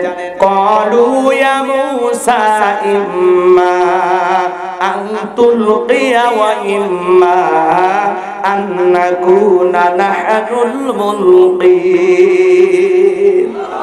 সমস্ত জাদুকর ডেকে বলে, মুসা, জাদুর বান আগে কে নিক্ষেপ করবে? আমরা আগে জাদু দেখাবো না তুমি আগে জাদু দেখাবা? মুসা নবী ডেকে বলে, ওস্তাদের মাসের সাথে আগে তোমরাই জাদুর বান নিক্ষেপ করো। এইবার সমস্ত জাদুকররা হাজার হাজার জাদুর বান নিক্ষেপ করতে লাগলো, বাঘ বানাইলো, ভাল্লুক বানাইলো, রশি লাগাইলো। সেদিন তারা ৮০,০০০ জাদুর বান নিক্ষেপ করেছিল। নিক্ষেপ করতে করতে মানুষের চোখে পর্যন্ত জাদু করেছিল। এইবার সমস্ত জাদুকররা তাদের চালান পাতি যখন শেষ হয়ে গেল, ডেকে বলে, মুসা আর জাদু নাই, এবার তুমি তোমার খেলা দেখাও। আল্লাহু আকবার। আমাদের যত জাদু ছিল সব জাদু নিক্ষেপ করা শেষ, আমাদের চালান পাতি শেষ, এবার তুমি তোমার জাদু দেখাও। ওদের যখন শেষ, আল্লাহ তখন কি শুরু। সুবহানাল্লাহ বলবেন না? আমার আল্লাহ বলেন, ওয়া আওহাইনা ইলা মুসা আন আলকি আসাকা ফাইদা হিয়া তালকাফু মা ইয়াফিকুন।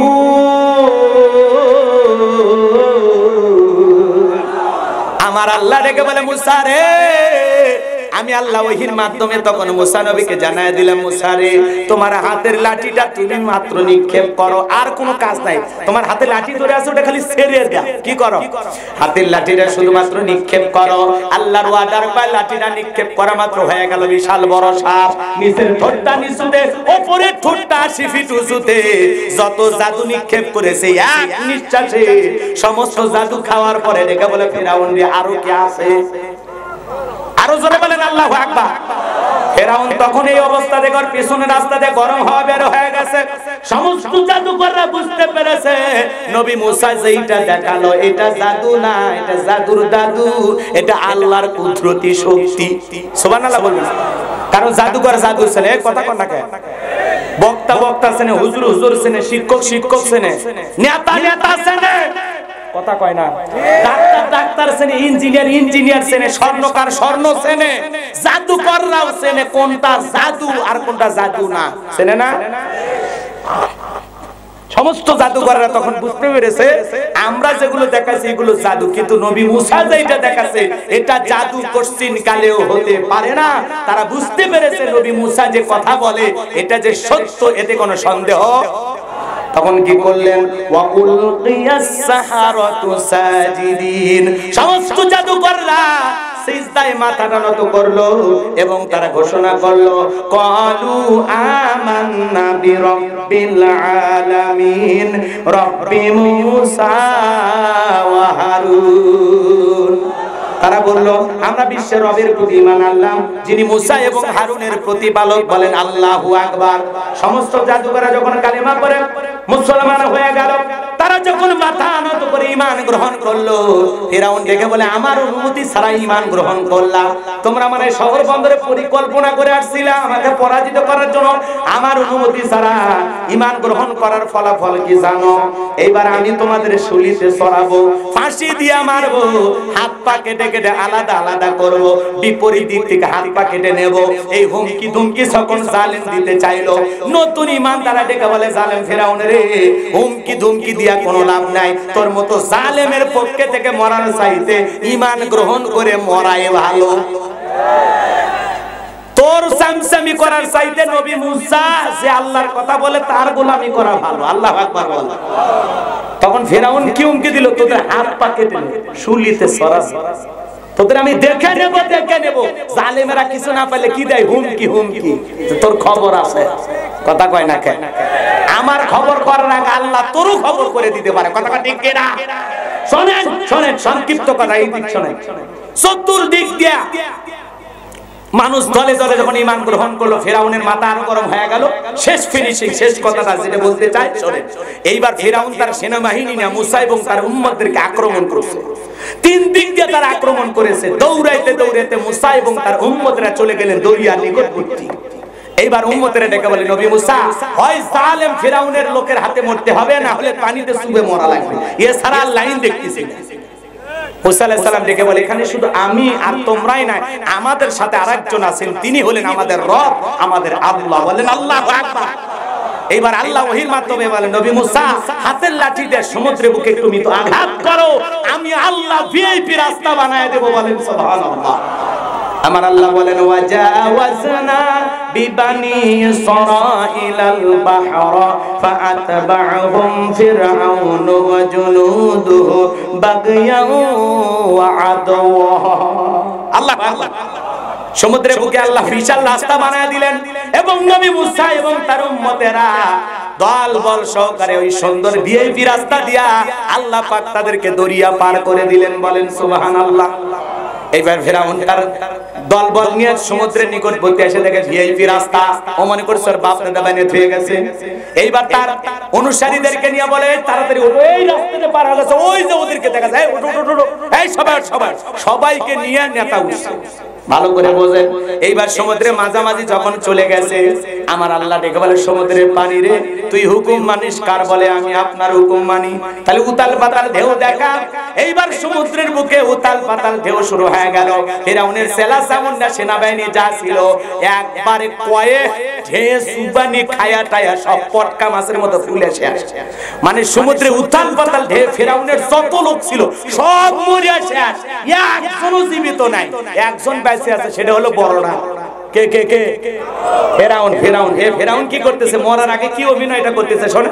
মরার আগে অভিনয় করে বলতেছে না, ক্বালা আমানতু আন্নাহু লা ইলাহা ইল্লাল্লাযী আমানাত বিহি বানু ইসরাঈলা ওয়া আনা মিনাল মুসলিমিন। ফেরাউন বলতেছে আল্লাহ আমি ঈমান আনলাম, বনি ইসরাইল যে আল্লাহর প্রতি ঈমান আনছে আমিও সে আল্লাহর প্রতি ঈমান আনলাম, স্বীকার করলাম আপনি ছাড়া কোনো মাবুদ নাই। আল্লাহ আমি ঈমান আনছি, আমি মুসলমান হয়েছি, আর আমারে পানি খাওয়ায় না, চুবায়ও না। ওয়া আনা মিনাল মুসলিমিন, আল্লাহ আমি মুসলমান হয়ে গেছি, আর চুবায়ও না, পানি খাওয়ায়ও না। কথা কয় না কে? ফিরাউন যদি এই সময় মুসলমান হয় আল্লাহ কি ঈমান গ্রহণ করবে? আর ফিরাউন মার্কা যদি মুসলমান হয়, আপনার আমার মুসলমান হয় দাম আছে? আমার আল্লাহ তখন কি বলেছিলেন জানেন? আমার আল্লাহ বলেন আল-আনা ওয়া ক্বাদ আসাইতা ক্বাবলু ওয়া কুনতা মিনাল মুফসিদিন। আমার আল্লাহ রেখে বলতেছেন এখন ঈমান আনছো, এখন, অথচ এর পূর্বে তুমি কি করেছো? তুমি নাফরমানি করেছো, তুমি বিশৃঙ্খলা সৃষ্টি করেছো। যারা ঈমানদার ছিল গরম তেলে চুবাইয়া মেরে দুনিয়ার বুক থেকে বিদায় করেছো। ঘরের স্ত্রীকে পর্যন্ত ছাড় দাও নাই, ক্ষমতার দাপটে অহংকারে নিজেকে রব বলে দাবি করেছো। 40 বছর শিক্ষা ব্যবস্থা বন্ধ করেছো, ঘরে ঘরে তোমার তৈরি করা মূর্তি ঢুকে দিয়েছো। আরে মরার সময় বলতেছো আমি মুসলমান হয়েছি, তুই মুসলমান হয়েছিস, তোর ঈমান আমি আল্লাহ কবুল করলাম না, তবে মরার আগে ফিরাউন শোন, তোর লাশটা আমি আল্লাহ রেখে দেব। কিটা রেখে দেবেন? এ ভাই কি রেখে দেবেন? লাশ। আমার আল্লাহ বলতেছেন তোর মতো জালেম যেন পৃথিবীতে আর জন্মগ্রহণ না করে, তোর লাশ থেকে যেন জালেমেরা শিক্ষা গ্রহণ করে। সেদিন ফিরাউনকে আল্লাহ পাক চুপায়া চুপায়া পানি খাওয়ায় বিদায় করছিল, সেই ফিরাউনের লাশটা এখনো মিশরে জাদুঘরে আছে না নাই? এটা রাখার পিছনে কারণ হলো পৃথিবীর ইতিহাস থেকে ফিরাউনের মতো জালেম যারা হয় এরা যেন ফিরাউনের লাশ থেকে শিক্ষা গ্রহণ করে যে জালেমদের শেষ পরিণতি ভালো হয় না, আর যারা জালেম হয় তাদের পরিণতি ফিরাউনের মতো হয়। কথা বলে ঠিক কিনা? আজও মিশরের জাদুঘরে মুসা প্রেমিকেরা যায়, পায়ের জুতা খুলে নিক্ষেপ করে, এই সেই ফিরাউন মার জুতা। কথা কয় না? রাগ করতেছেন, রাগ করতেছেন? তাহলে বলেন তো শুটকি ফিরাউন, এটা কি ফিরাউন? এই শুটকি ফিরাউন মিশরের জাদুঘরে দেখে মুসা প্রেমিকেরা জুতা মারে, যেটা ফিরাউনক পালে তার অস্তিত্ব খুঁজে পাওয়া যায়। তোরা কথা বলে ঠিক কিনা? ওর চামড়া দিয়ে টুকটুকি বাজাই, তো কথা বলে ঠিক কিনা? যে আল্লাহ পাক ফিরাউনের মতো জালেমকে পানি খাওয়ায় চুবায় চুবায় বিদায় করছেন, যে আল্লাহ নমরুদের মতো জালেমকে ল্যাংড়া মশার কামড়ে বিদায় করেছেন। জালেম যত বড় তাকে মারার জন্য আল্লাহর অস্ত্র তত ছোট। যে আল্লাহ পাক জালেমদের বিদায় করিয়ে ঈমানদারদের বিজয় দান করেছিলেন, আজও যদি আমরা মুসলমান হয়ে বদরের সাহাবীদের মতো ঈমান আমল মজবুত করতে পারি, বিশ্বাস করেন পৃথিবীর ভূখণ্ডে জালেমদের পরাজয় হবে, ঈমানদাররা বিজয় লাভ করবে। কথা বলেন ঠিক কিনা? সেই বিজয় আনতে গিয়ে যদি কোনো দাগ আছে, নিজের জান মাল দিয়ে কারা কারা দিন প্রতিষ্ঠিত করার জন্য জীবনটা বিলিয়ে দিতে রাজি, দুহাত তুলে আল্লাহকে দেখা। লিল্লাহি তাকবীর। ইসলামের জন্য জীবন দিতে রাজি আছেন মুসলমান? রাজি আছেন তো ইনশাআল্লাহ? আল্লাহ কবুল করেন। জোরে বলেন আমিন। আরো জোরে বলেন আমিন। মনে রাখবেন জালেমদের শেষ পরিণতি পরাজয়, আর ঈমানদারদের শেষ পরিণতি হলো বিজয়। ভয় পাওয়ার কোনো কারণ নাই। ওয়ালা তাহিনু ওয়ালা তাহজানু আনতুম লা আলাউনা ইন কুনতুম মুমিনিন। মুমিনের দাবিতে যদি ঈমানদার হও, ভয় পেও না, চিন্তা করো না, হতাশা করো না, ভেঙে পড়ো না। ঈমানের দাবিতে যদি মুমিন হও, ওয়া কানা হাক্কান আলাইনা নাসরুল মুমিনিন, মুমিনদের সাহায্য করা আমি আল্লাহর ওয়াজিব হয়ে যায়। কথা বলে ঠিক কিনা?